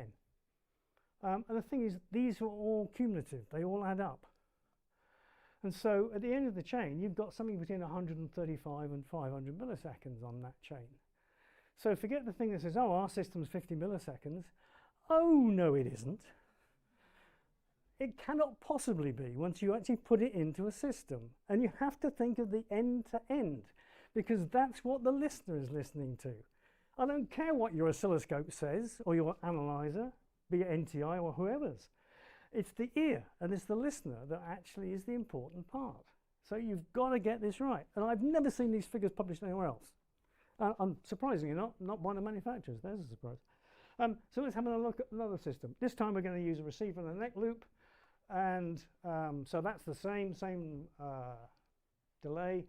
Now if you get a receiver that's well done and you don't have the Bluetooth into the hearing aid, you maybe get 10, 20 milliseconds.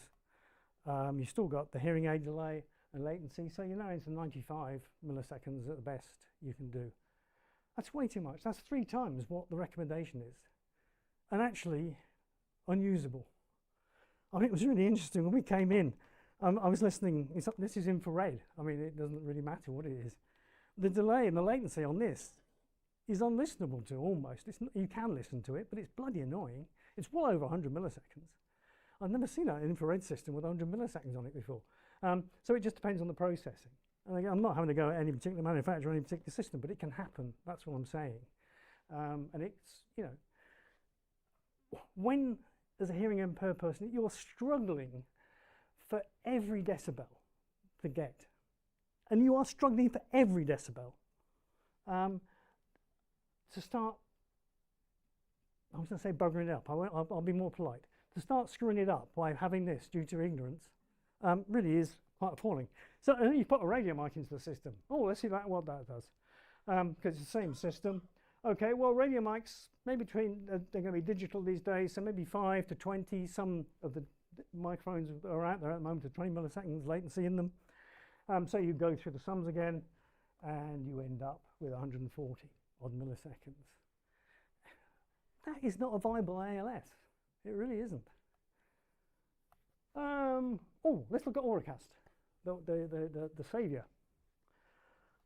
So now we've got an Auracast transmission system in there, and it's a bit vague. And we're going to go phone and Bluetooth because you will need, well, for most things you're going to need that. The idea is that Auracast will go straight into a hearing aid if a hearing aid is equipped with Auracast, and you can get one stream. But if you want anything else, you're going to have to use some other device to do that. So it's the same sort of system, so 5 to 10 DSP and the thing. Auracast says it will be less than 50. Okay, I believe them. I don't have a problem with that. But we've still got to go through some sort of smartphone or some other device to listen to it. And we've still got to go to the hearing aid. So we're still going to end up with quite a delay or a latency in the system of at least, 110 milliseconds or so. Now, it's very vague at the moment as to what Auracast mean by their latency. Do they mean the whole system? Or do they mean just this bit? We don't know. So I'm kind of playing it by ear. In this case, let's go, instead of having that, we've got an Auracast receiver and we've got a neck loop going into our hearing aid. So we've still got the same latencies. Now we can get it down to 10 to 20 maybe. No latency in the neck loop. Still got the hearing aid. So now we're into the 70 to 90, which is a hell of a lot better. It's still not what we want, but it's starting to get better for where we are. And then stick a radio mic in, and of course you're going to add another 5 to 10 milliseconds. I thought we did, yeah, okay. Now, there we are, that's the one you've just seen. Let's compare that to a loop, just for the hell of it.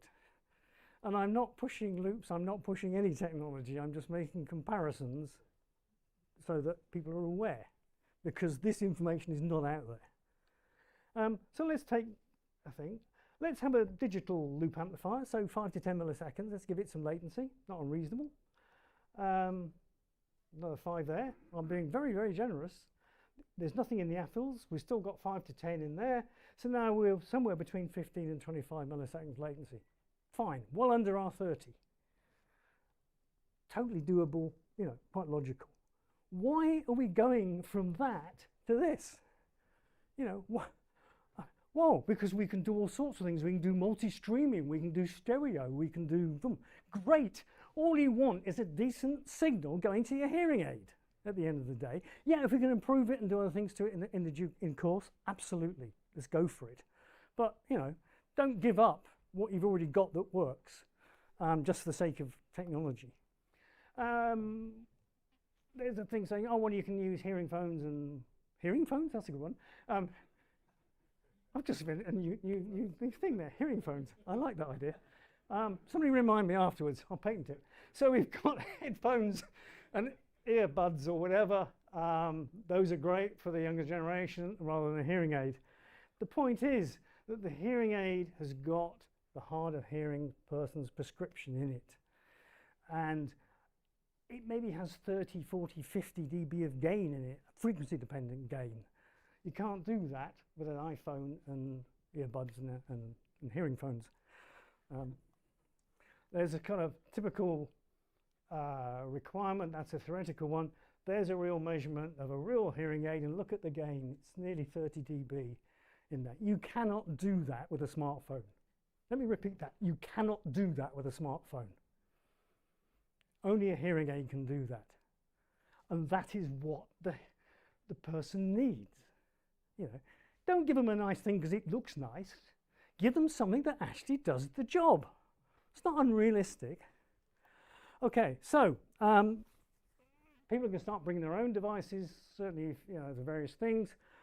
That's fine, but it has to be compatible with the system that's there.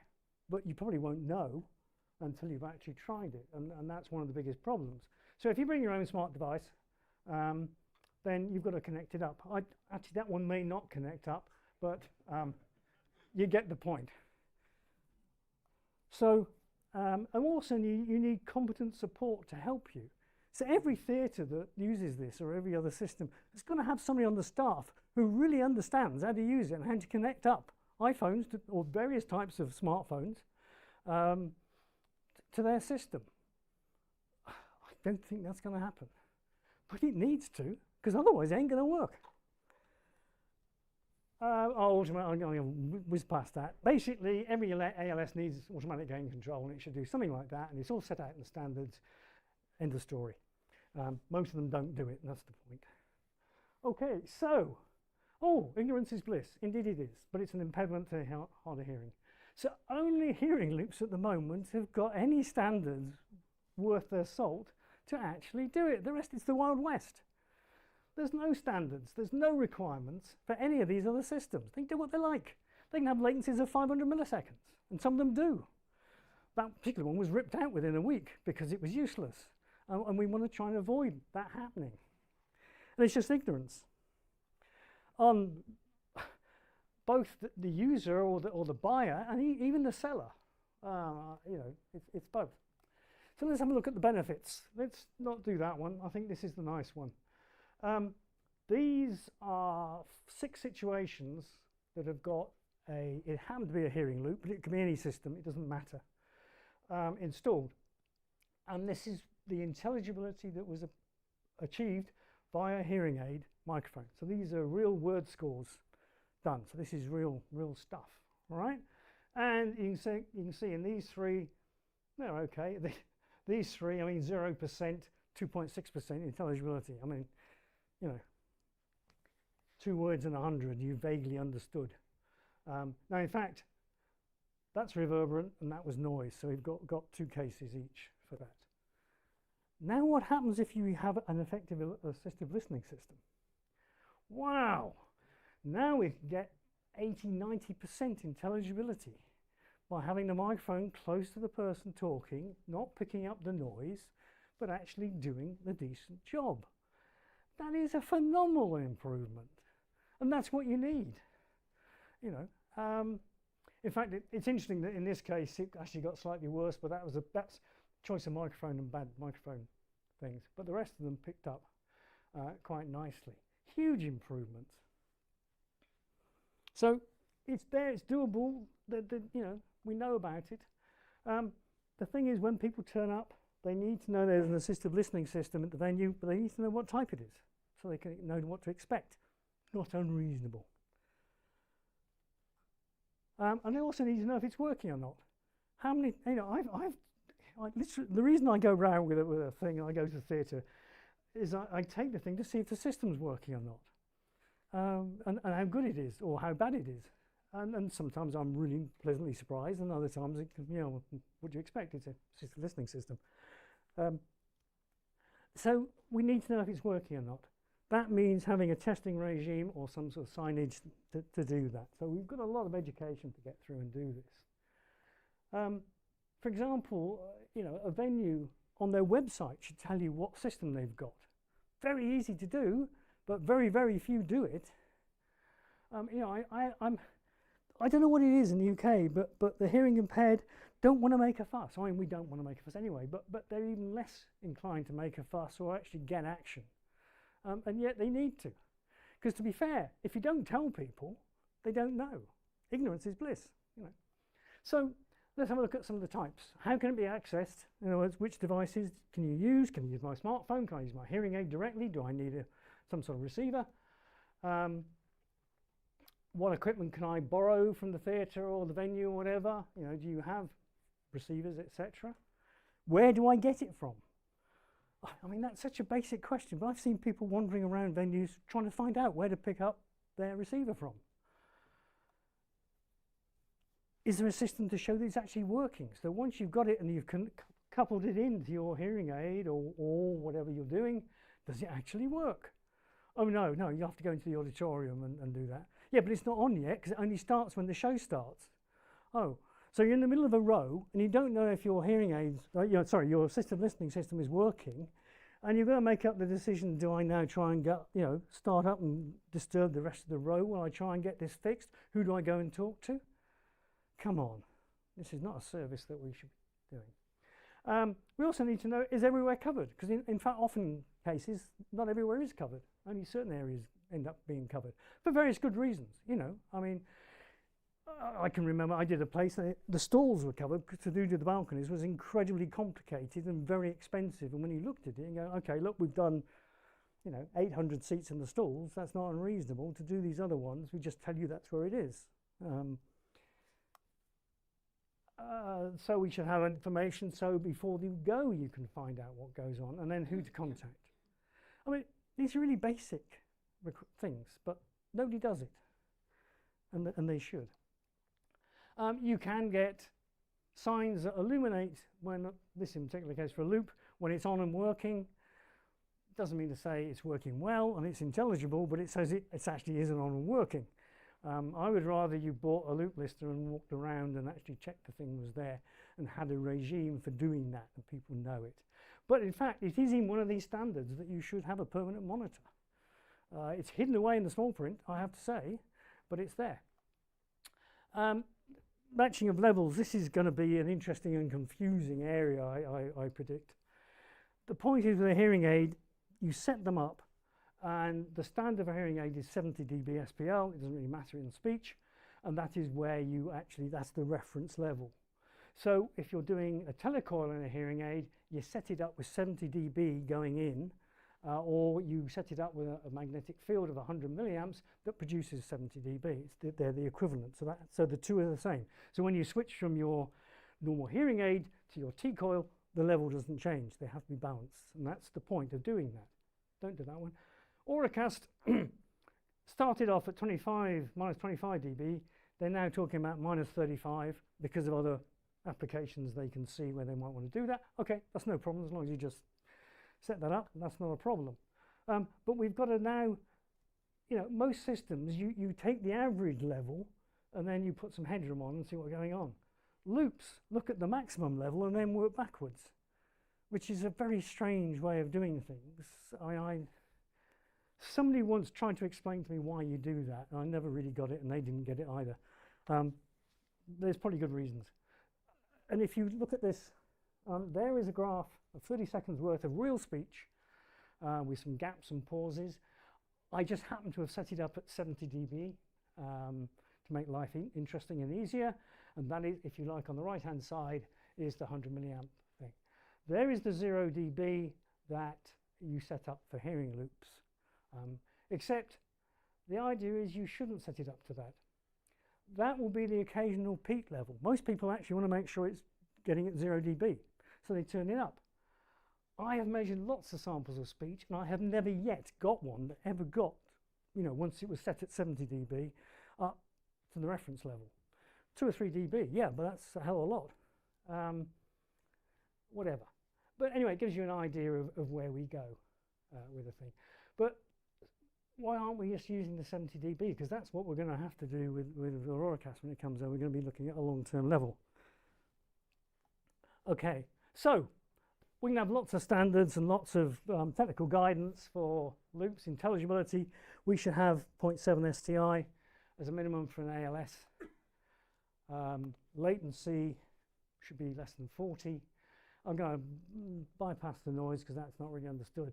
So obviously we need a guide and some guidance as to what ALSs should do, these numbers I've just been talking about. Oh, there's a surprise. The IFCVE have in fact produced, or are producing I should say, a guide that goes through most of what I've just been talking about. Not in the same way, but actually has most of that information in it. That's going to be available shortly, whatever that means. I'm getting a nod from the back, but anyway, it'll be there. And it summarizes basically all the ALS types and their applications, where they should be used, where they shouldn't be used, and some of the issues and bits and pieces.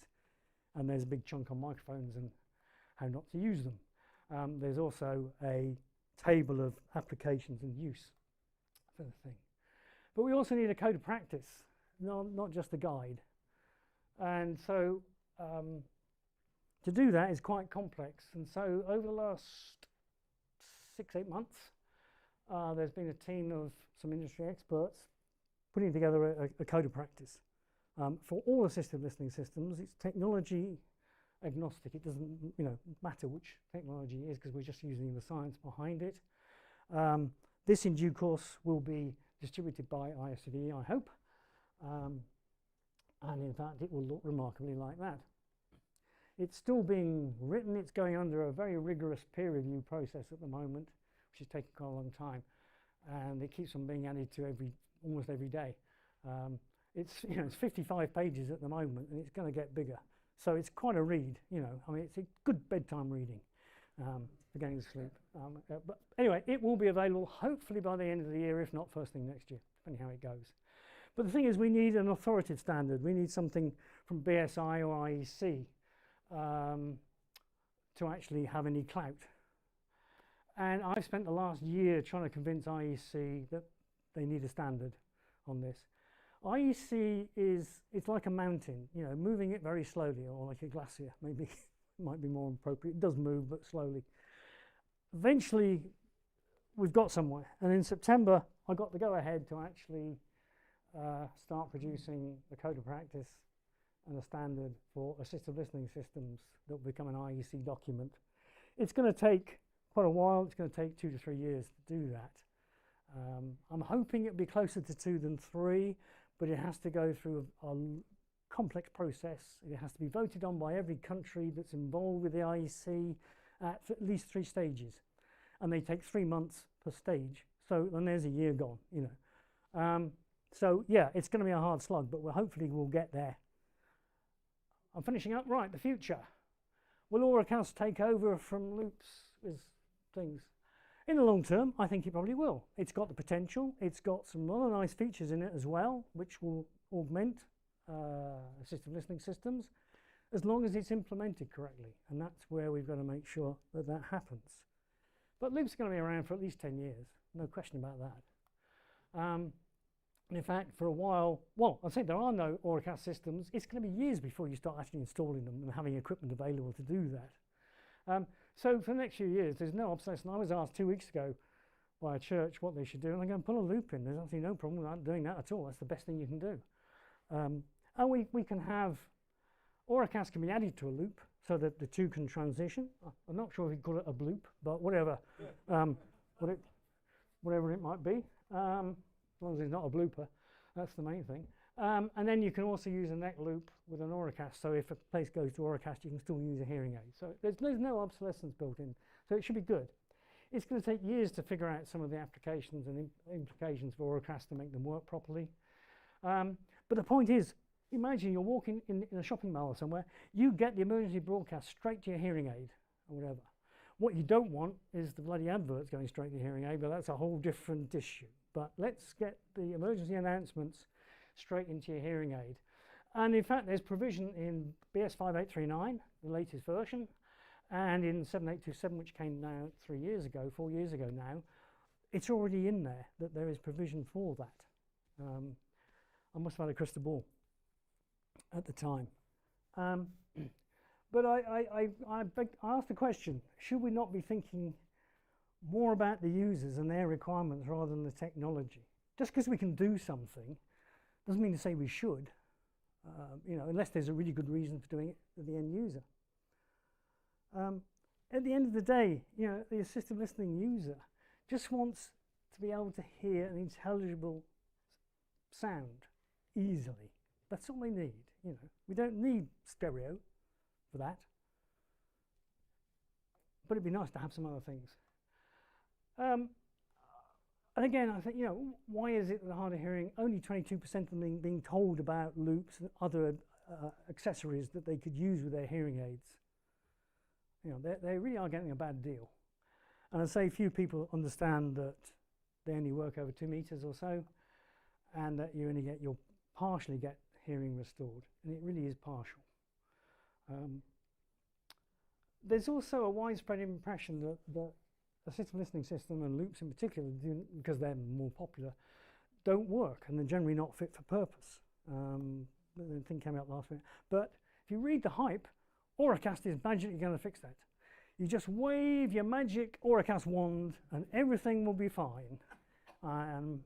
Just need fairy Auracast to turn up, and there we are. But remember, rubbish in is rubbish out. It may be really high fidelity rubbish now coming out of an Auracast loop, but it's still rubbish, you know. I'd be quite happy as long as it was not quite so good fidelity, but it was intelligible. You know, that's what we need to do. Okay, that's it. Enough of the lecturing. Thank you, Peter.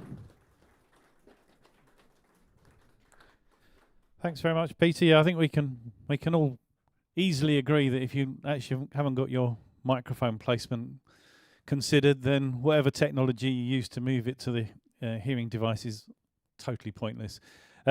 So, yes, first the hand up. Here we go. Thanks very much. Hi.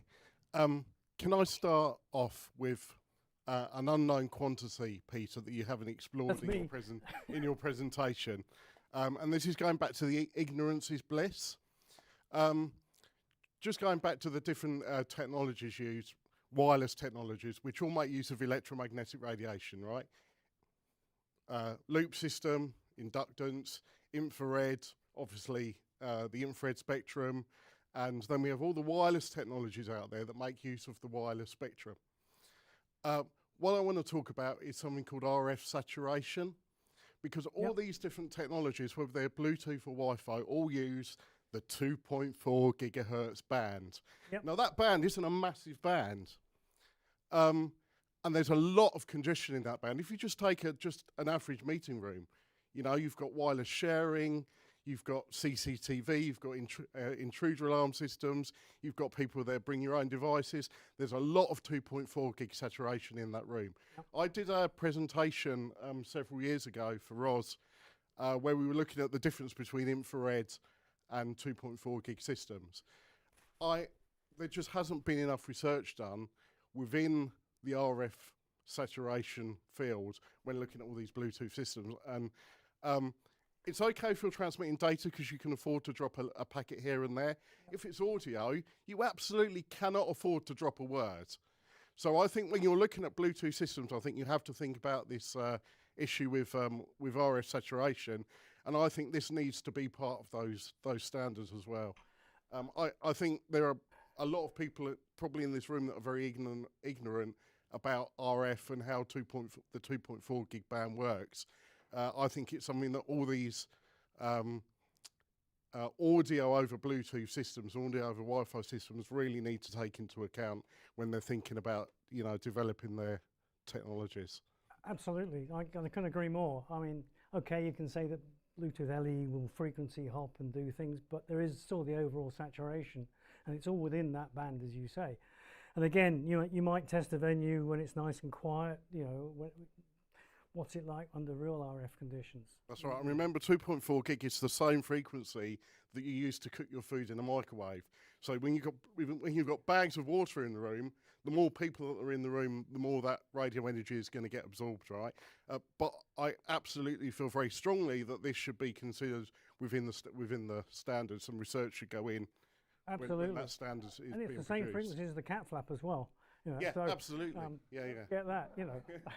So, but no, it is, and that's part of the Auracast thing, and that's why it's going to take a little while to come out, I think, because they need to do the research. Yeah, but it needs to be part of this standard as well. Absolutely. Well. And of course, everybody's using 2.4 gig because 2.4 gig is license free. But when you look at the frequency allocation, 2.4 gig, we're still secondary users. The military are still primary users for 2.4 gig. Right. So that's the other thing to consider. But they'll be over here well. Yeah. It's a really good point, and something that needs to be. I mean, the trouble is that there are very few people. If you're an audio engineer or you're an RF guy, you know, and the two kind of sometimes merge. Excellent. I mean, you're right. You're lumbered already, I'll tell you. But yes, no, thank you very much, because we really do need to look into that. And there's a lot of things. The only good thing, if you like, with the Auracast or BTLE thing, it's got a much longer range as well. So they're talking of 50 meters, so it's 10 milliwatts output. It is indeed. So it depends what else is going on, and you're absolutely right. So in some applications, it's not going to affect it. You know, you stick a church out in the middle of the country somewhere, you've got no problems at all. Now stick it in a office block like this, and you want to do something, yeah, absolutely.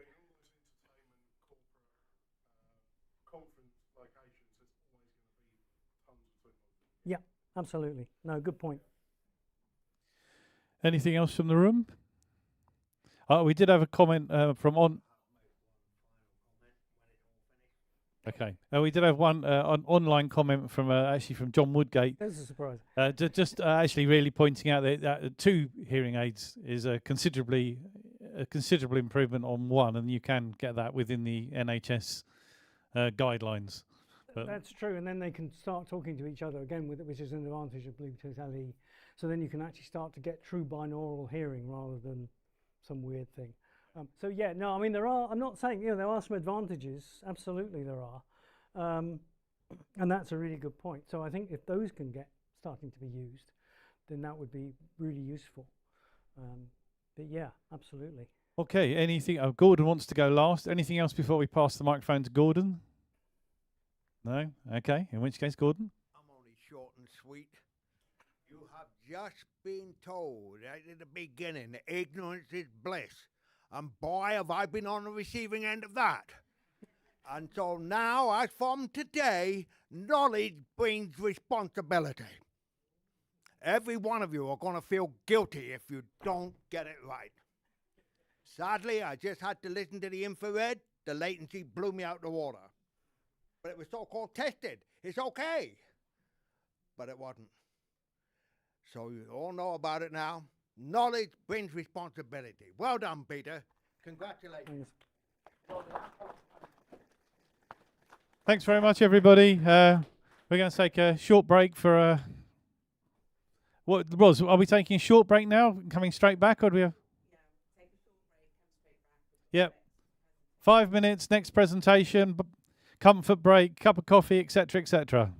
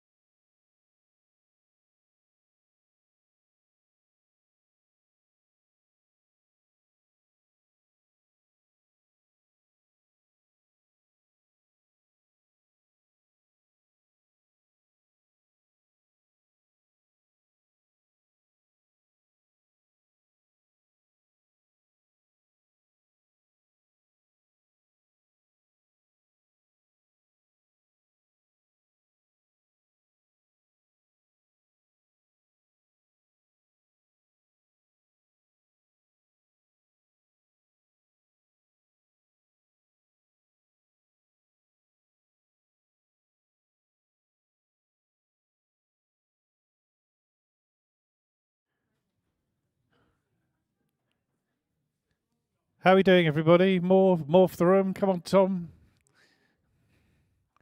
Nearly there.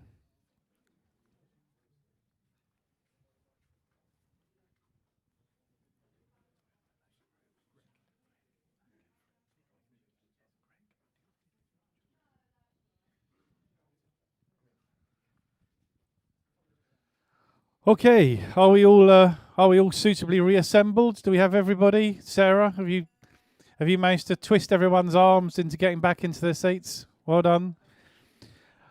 Okay, so for the third of our presentations, we are welcoming Greg from Midwich, who is going to give us a surviving the death of the high street, which hopefully is slightly over-egging it. We're not going to kill it entirely, but the main point is we need to adapt to the changing circumstances ahead of us. So, and without further ado, I'm Greg. Thank you very much, and thank you, Roz, for inviting me down today. It sounds very fancy. It's just about signage, okay? So, bear with that. Yeah, we're going to be looking today about at sort of high street, everything retail, current trends in retail itself, emerging trends that we're expecting over the next few years, and the display technologies to look out for, so how the AV industry is reacting to that, okay? And then at the end, I've got some standout installs to show you so you can go, wow, how much did that cost? You don't want to know. So who am I? My name is Greg, and I grew up here in Portsmouth. Anyone from Portsmouth here? Let me sum it up. You are, yeah? Isle of Wight, okay, yeah. Well, that's the better side of the channel, isn't it? Well, so I'll sum it up in a story. This is Spinnaker Tower, and they wanted to create something for the millennium. They wanted to have something ready in Portsmouth for the year 2000, so they got all the funding together to create Spinnaker Tower for 2000. They opened that in 2005, so that's the sort of county it is.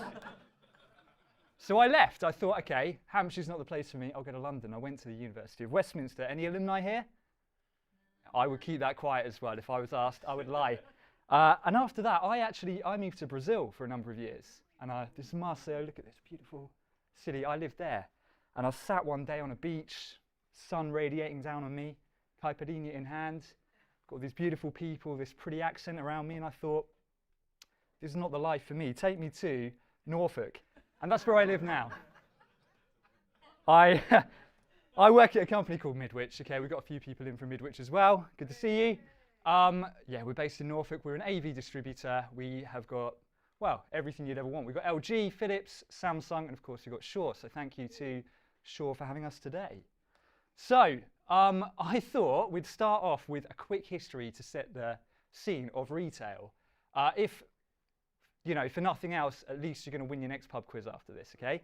I wanted to just do retail, but I couldn't do it without marketing. It's so linked into what we're going to be talking about in about 5 minutes. So we're going to try and whiz through about 5,000 years of history in 2 minutes. This is where I want us to start, 3,200 BC, okay? Now, we've always had trade. People have always swapped things for other things. But in Mesopotamia, they came up with the idea that maybe we should actually keep track of what we're doing there. So the first known records are from Mesopotamia, 3,200 BC. And we still do that today, don't we? We still keep track of everything we've bought and sold, who's done what. They came up with that idea, commerce boomed. And then in 1500 BC, we've got this. This is the precursor to a logo. It's a maker's mark. Again, this is from Mesopotamia. So beforehand, you just buy something from someone and assume it was good quality. Now makers could add their own mark to something. So you always could trust that if it had the maker's mark on it, it was good quality. And we still use that today, don't we? With this sort of thing. You know exactly what you're going to get. Okay? We're going to jump forward to 800 BC, and we've got markets emerging in the ancient Agora, in Athens. So we've got everything we're going to need to buy in the week that we can get in one day, because it's all in the same place. To us, that sounds pretty antiquated, but that's a massive step forward, isn't it? 200 years later, we've got this. And I think this is probably the single most important innovation on this list. This is the Lydian slater, which is the first standardized currency. So beforehand, you'd need everything you wanted to trade that day for the things you're going to trade, or you would trust the person wouldn't screw you over.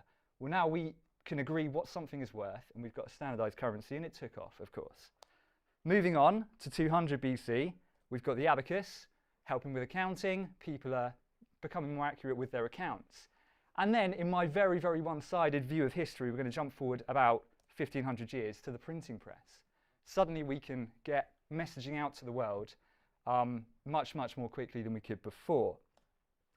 With that, we had the birth of things like magazines. The word magazine comes from Arabic meaning storehouse, and that allowed us to have lots of different information given to someone in something very compact, including advertising. And this really took off.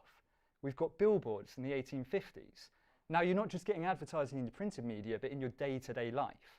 So you're walking down the street, and it's telling you to buy products. Now, with that, advertising in the 1800s looked a bit like this, okay? That's not really selling you the product nowadays, is it? At the time, the idea was, this is what the product does, and the benefit of buying the product outweighs the cost of said product. Keep that in mind. We're going to jump back to that in about 30 seconds.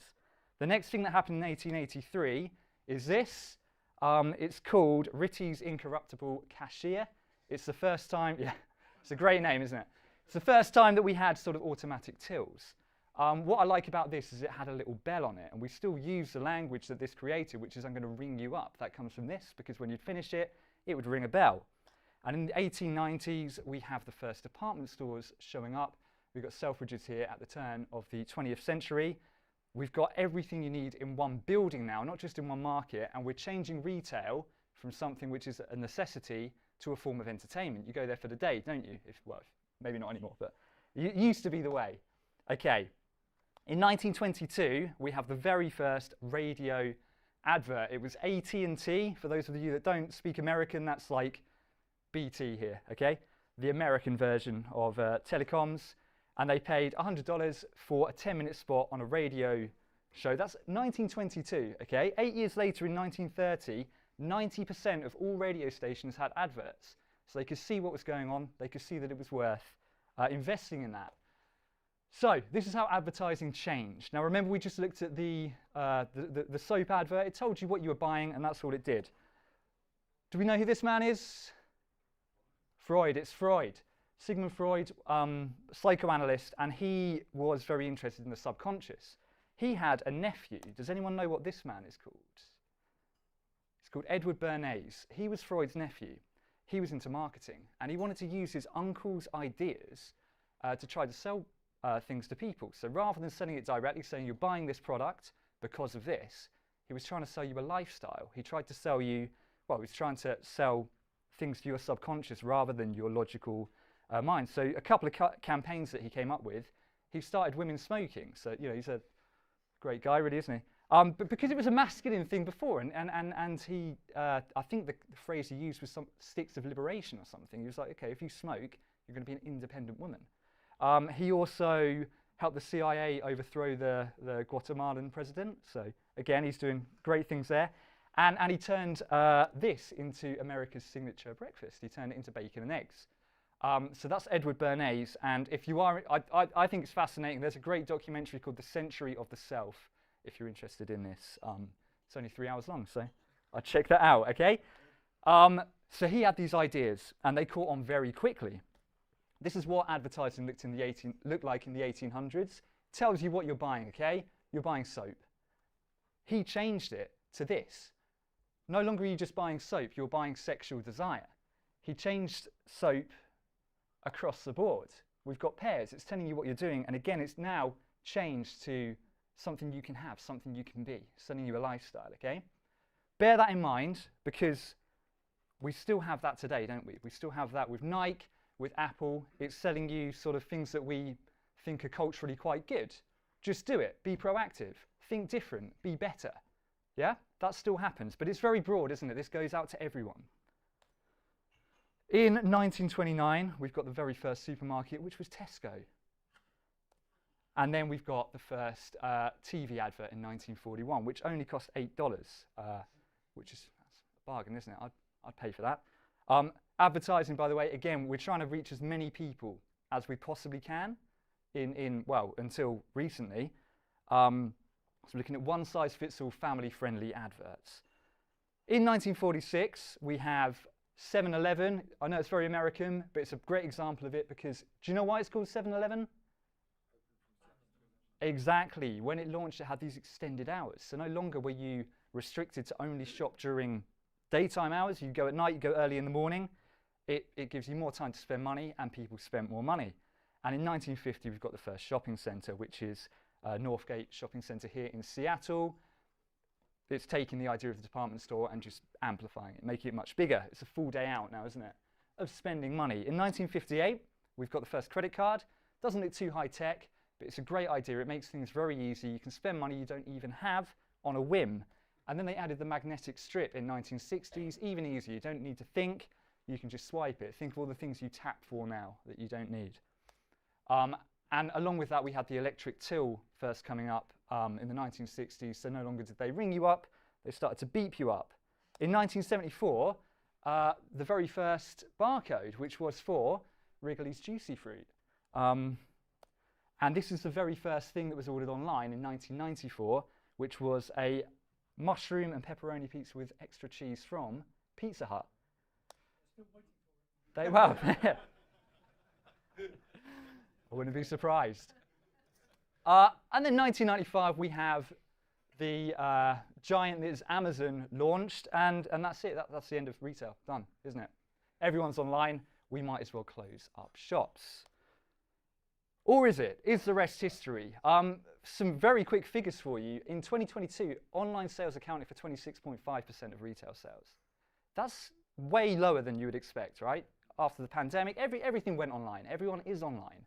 But it was only 26.5. That means 73.5 is still going in store. And I wonder, do physical shops influence online sales? So is it still worth having a shop? Can you go in and influence what I'm going to go home and buy later online? So, what we're going to look at today, we've got some new trends to look out for. We've got 15-minute cities, we've got hybrid working, we've got space optimization and customer experience, and finally sustainability. Going to go, get through these as quickly as possible because I know you're all waiting for lunch in about 25 minutes. So, 15-minute cities, we've all heard of this concept, yes? No groans, so maybe people haven't yet. This is the sort of thing that is going to finally give Jeremy Clarkson that heart attack. They want to get rid of cars is the idea. Or that's how it's sort of promoted in the media. It's not quite that. A 15-minute city is just promoting walking and cycling, cleaner air, and community spirit more than anything. So what we need in our 15-minute city, within a 15-minute walk or cycle, we need green spaces, a supermarket, maybe a gym, definitely a school, hospitals, doctors, shops, and this is a sort of representation of it. What might they look like? It's this sort of thing. And you'll notice very pedestrianised, right? We don't have any cars in that. And the idea is it's green and local, okay? So where are we seeing this happening already? Paris. The mayor wants to lose 72% of parking spaces by 2030. And they also want to cover the city in vegetation, taking up 50% of all space of Paris. That's a big pledge, but they're really pushing for it. They want less cars in the city. They want people walking more. They want people staying in their neighbourhoods more. Not because they want to control anything, which is sort of, I know that's how the press sometimes like to portray it. It's just more about that hyper-locality, about sense of community that we have lost, haven't we? In Barcelona, we've got the idea of a super block. Has anyone been to Barcelona? Seen these? So they're combining them now. So rather than just one block, it's not quite a neighbourhood, but it's bigger. We're combining a few of those and again, pedestrianising them. So you've got everything in one space that you can walk to, or in this case, it would be walking, but in a bigger space, it might be cycling as well. Again, greener, more local. And this is an idea from Denmark. The Danes in Copenhagen, they're building a sort of monorail railway system around this, the city in the hopes that they can reduce traffic, but also on the top of that, on the bottom of that, they've got a covered cycle lane following it all the way around, again, doubling on their investment there. So it is happening across the globe. And I wanted to have a look at this. Anyone been to Stoke Newington? No? I used to live there, and I was thinking, you know, when I was reading all this, and 15-minute cities isn't a new idea, but when I was reading about them, I thought, well, we're nearly there with Stoke Newington. We're really close, okay? You can see on this map here, this is all within about a mile of where I used to live, near here, Rectory Road. We've got everything we need. Look at all the green spaces. The only issue we've got is that big yellow line going down the middle there. which is Kingsland Road. But we're not far off being a 15-minute city, so it's really not a big jump for us in the UK, especially in London, because we've got so much sort of going on and piled on top of each other in the city. So, how are retailers reacting? Well, we've already used that word a few times, local. Everything's hyper-local now. And that allows us to have bespoke messaging, because when you're local in a community, you tend to have shared ideas. You tend to be a similar demographic, don't you, if you're in a small community? And suddenly messaging can change. So it doesn't have to be these broad, sweeping messages that we had before. Remember that advert from the 1940s? It's got to appeal to everyone in America. We only need to appeal to people within 15 minutes, because they're the people we're trying to sell our products to, okay? This builds stronger communities. We can have real-time promotions, because if we're only focusing on one community, we don't need things that are going to be attractive to everyone in the country, do we? We only need things that are attractive to people in that particular community. And we can be updating our signage all the time with things like new arrivals and limited time offers. The technology that shops are investing in at the moment for this, first of all, is high bright screens for window displays. Now, these used to be extremely expensive, but with the rise of LED technology, LCD is dropping in price dramatically. So these are becoming very affordable for even small retailers. They can afford to have these in their windows. The idea being that they are bright enough to combat the sun, so you have them behind glass and you can still see them. As you can see, we've got direct sunlight, but the image is still clear. The other thing people are investing in is these IR-rated screens. So these are screens that are okay to be used outdoors. Again, they used to be extremely expensive, not so much anymore. People can afford them. This one is built into a kiosk.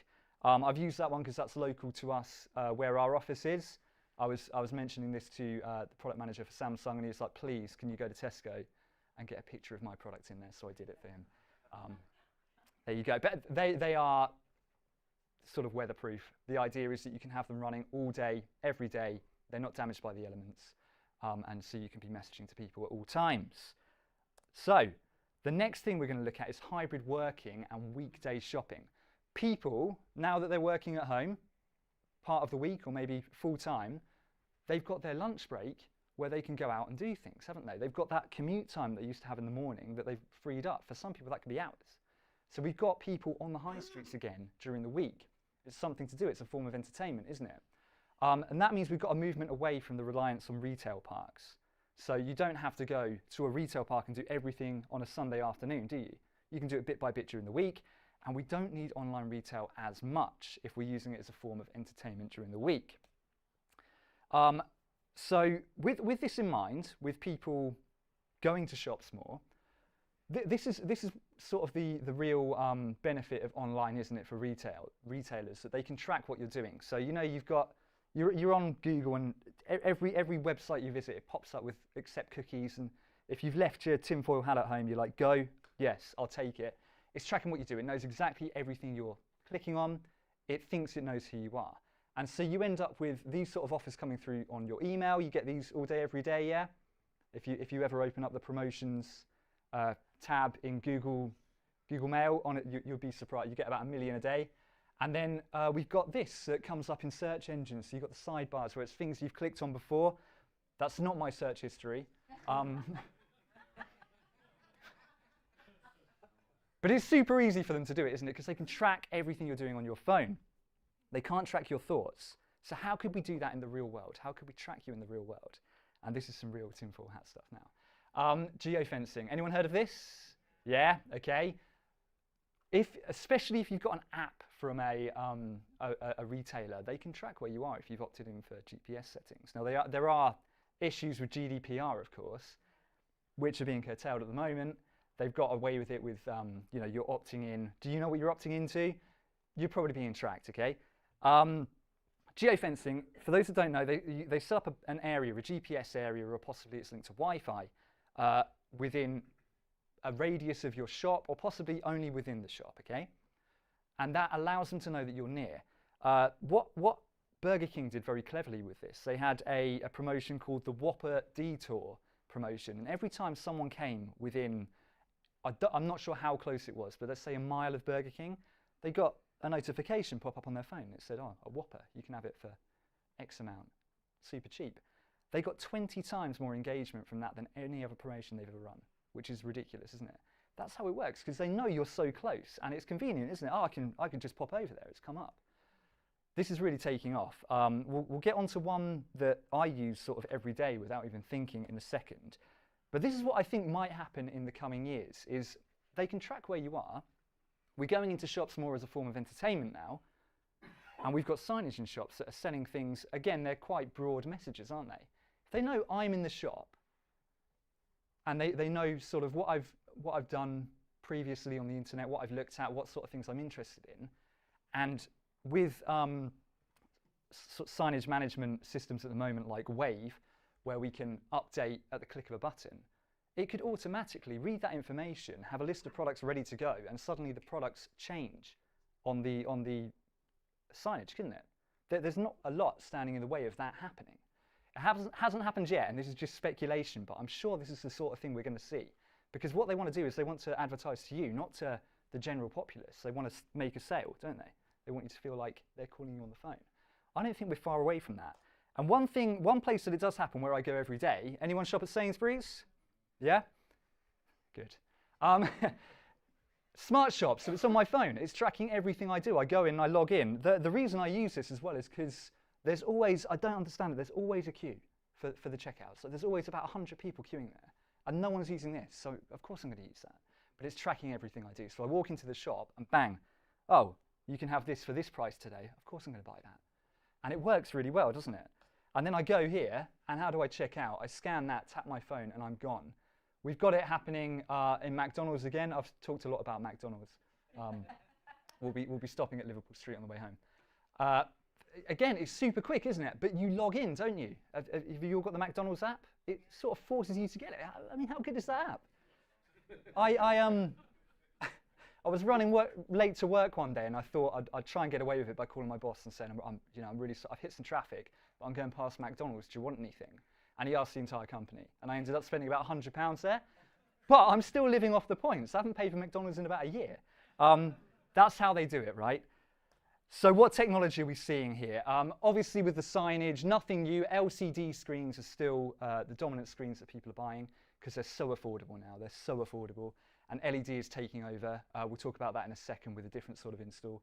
And then we've got the touch screens. They're predominantly PCAP touch screens. For those that don't know the sort of different types, the two most popular are IR, infrared, which is the sort of thing you get in a classroom, in a conference room, which looks just like this. It looks like a signage screen or a TV, and it's got an infrared sort of matrix that goes across, and it measures where you are by finding out where the disruption is. PCAP is just like in your phone.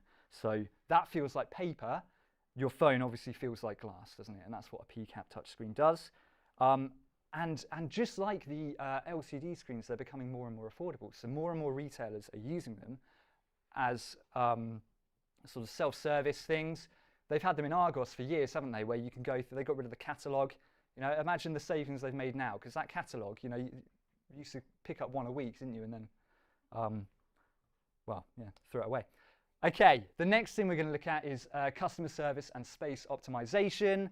So online shopping, it is growing, but remember, we're only at 25% at the moment.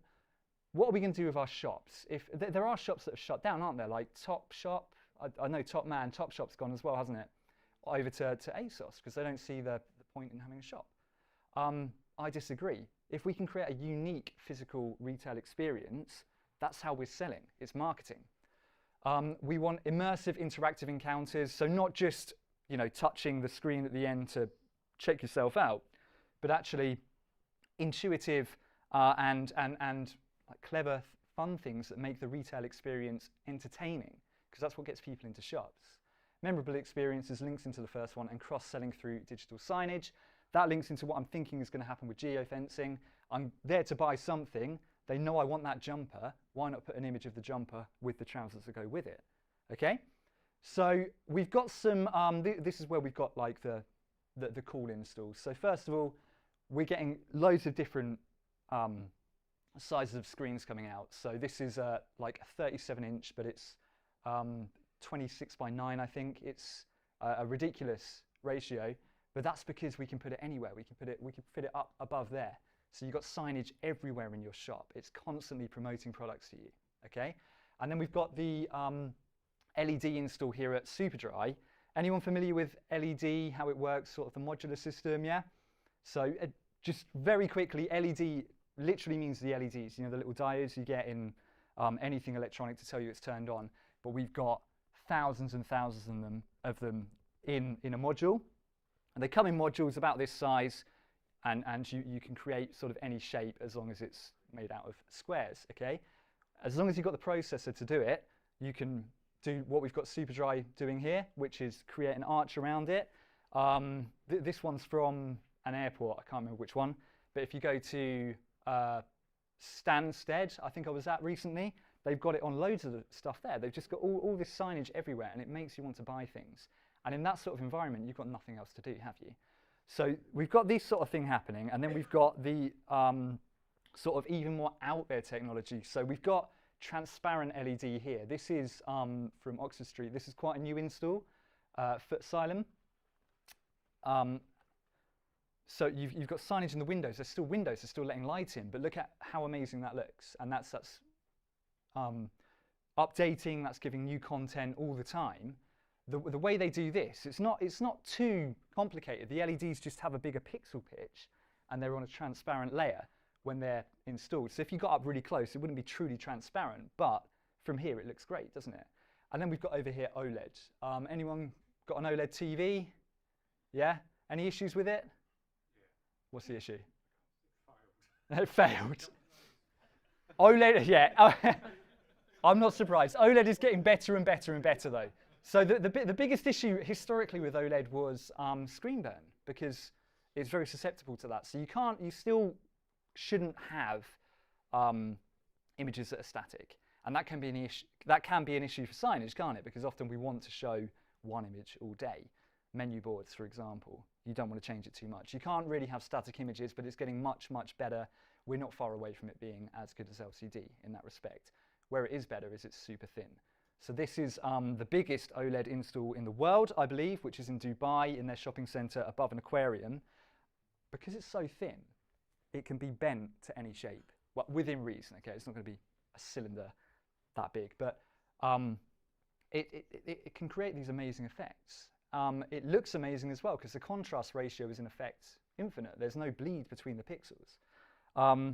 So this is the sort of thing that we're seeing more and more. You see it on Oxford Street, right? When you walk down, like every shop has got these amazing installs because they're using it as a showroom. They're using it for marketing as opposed to just making sales there and then.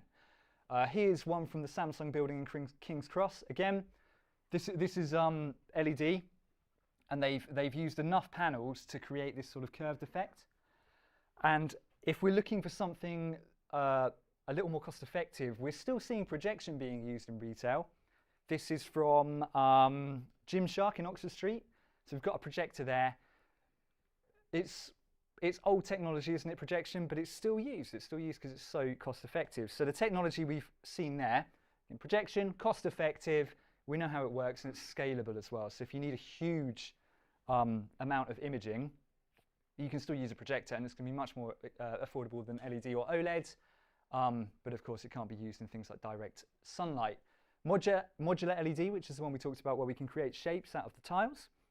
We've got transparent LED, which is like we had with the bigger pixel pitch, and then OLED, which, does anyone know what OLED stands for? Organic. Why is it organic? Is there like a little fish in there that? Yeah, exactly, yeah. No, organic just means it's a carbon-based technology, okay? So I've broken it down for you there. I'm sure that makes perfect sense.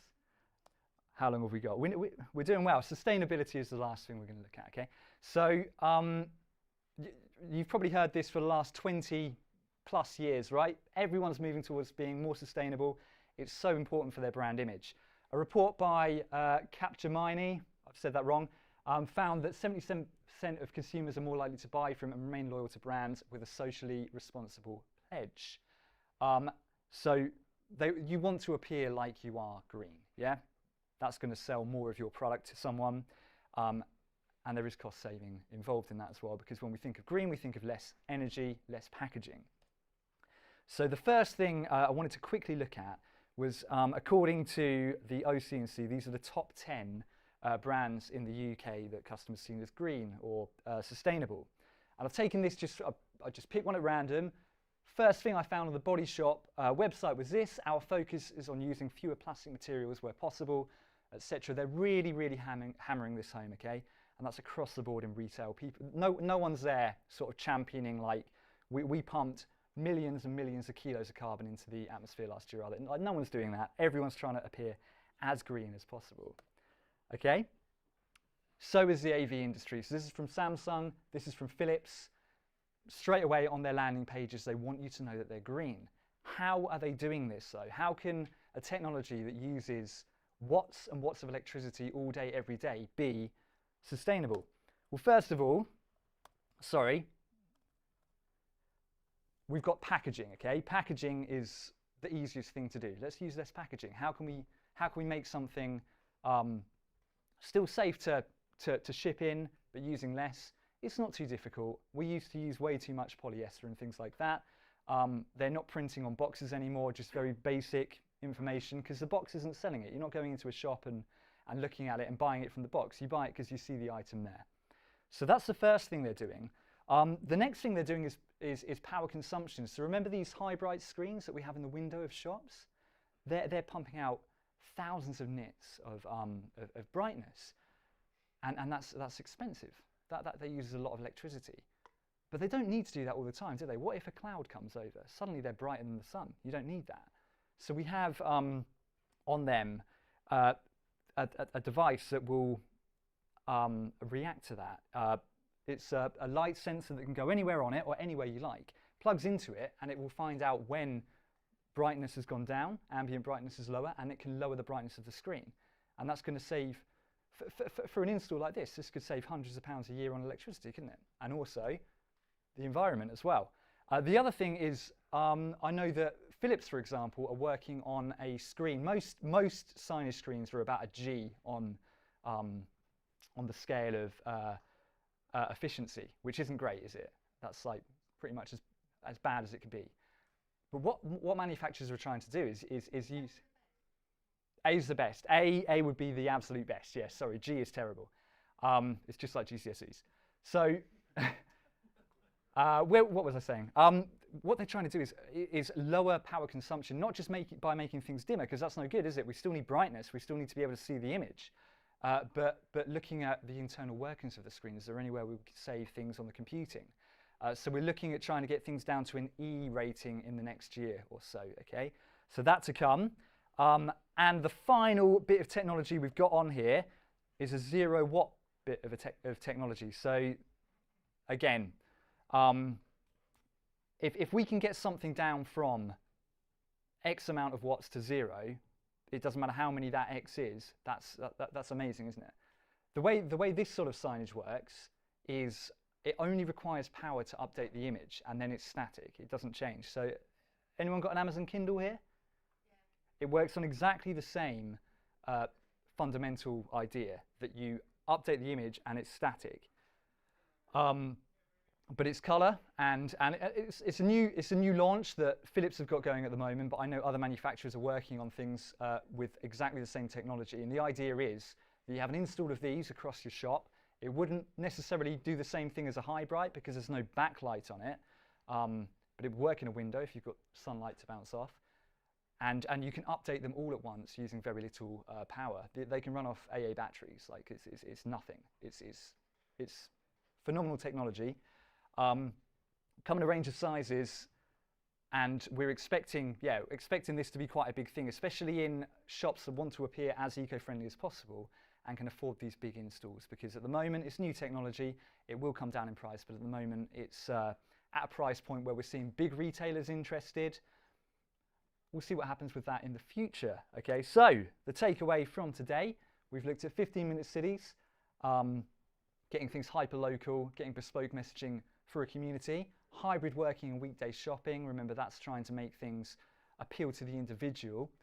Customer experience, creating these wow installs, and finally sustainability, which you've heard about across the board in all industries, but that's what the AV industry are doing to promote that. So I think that's bang on lunchtime, isn't it? So thank you very much. Thank you, Greg. Right, before you're allowed to go and maraud all over the sandwiches, does anybody have any questions for Greg? They're all too hungry to ask any questions. This is the trouble. Oh, Jason.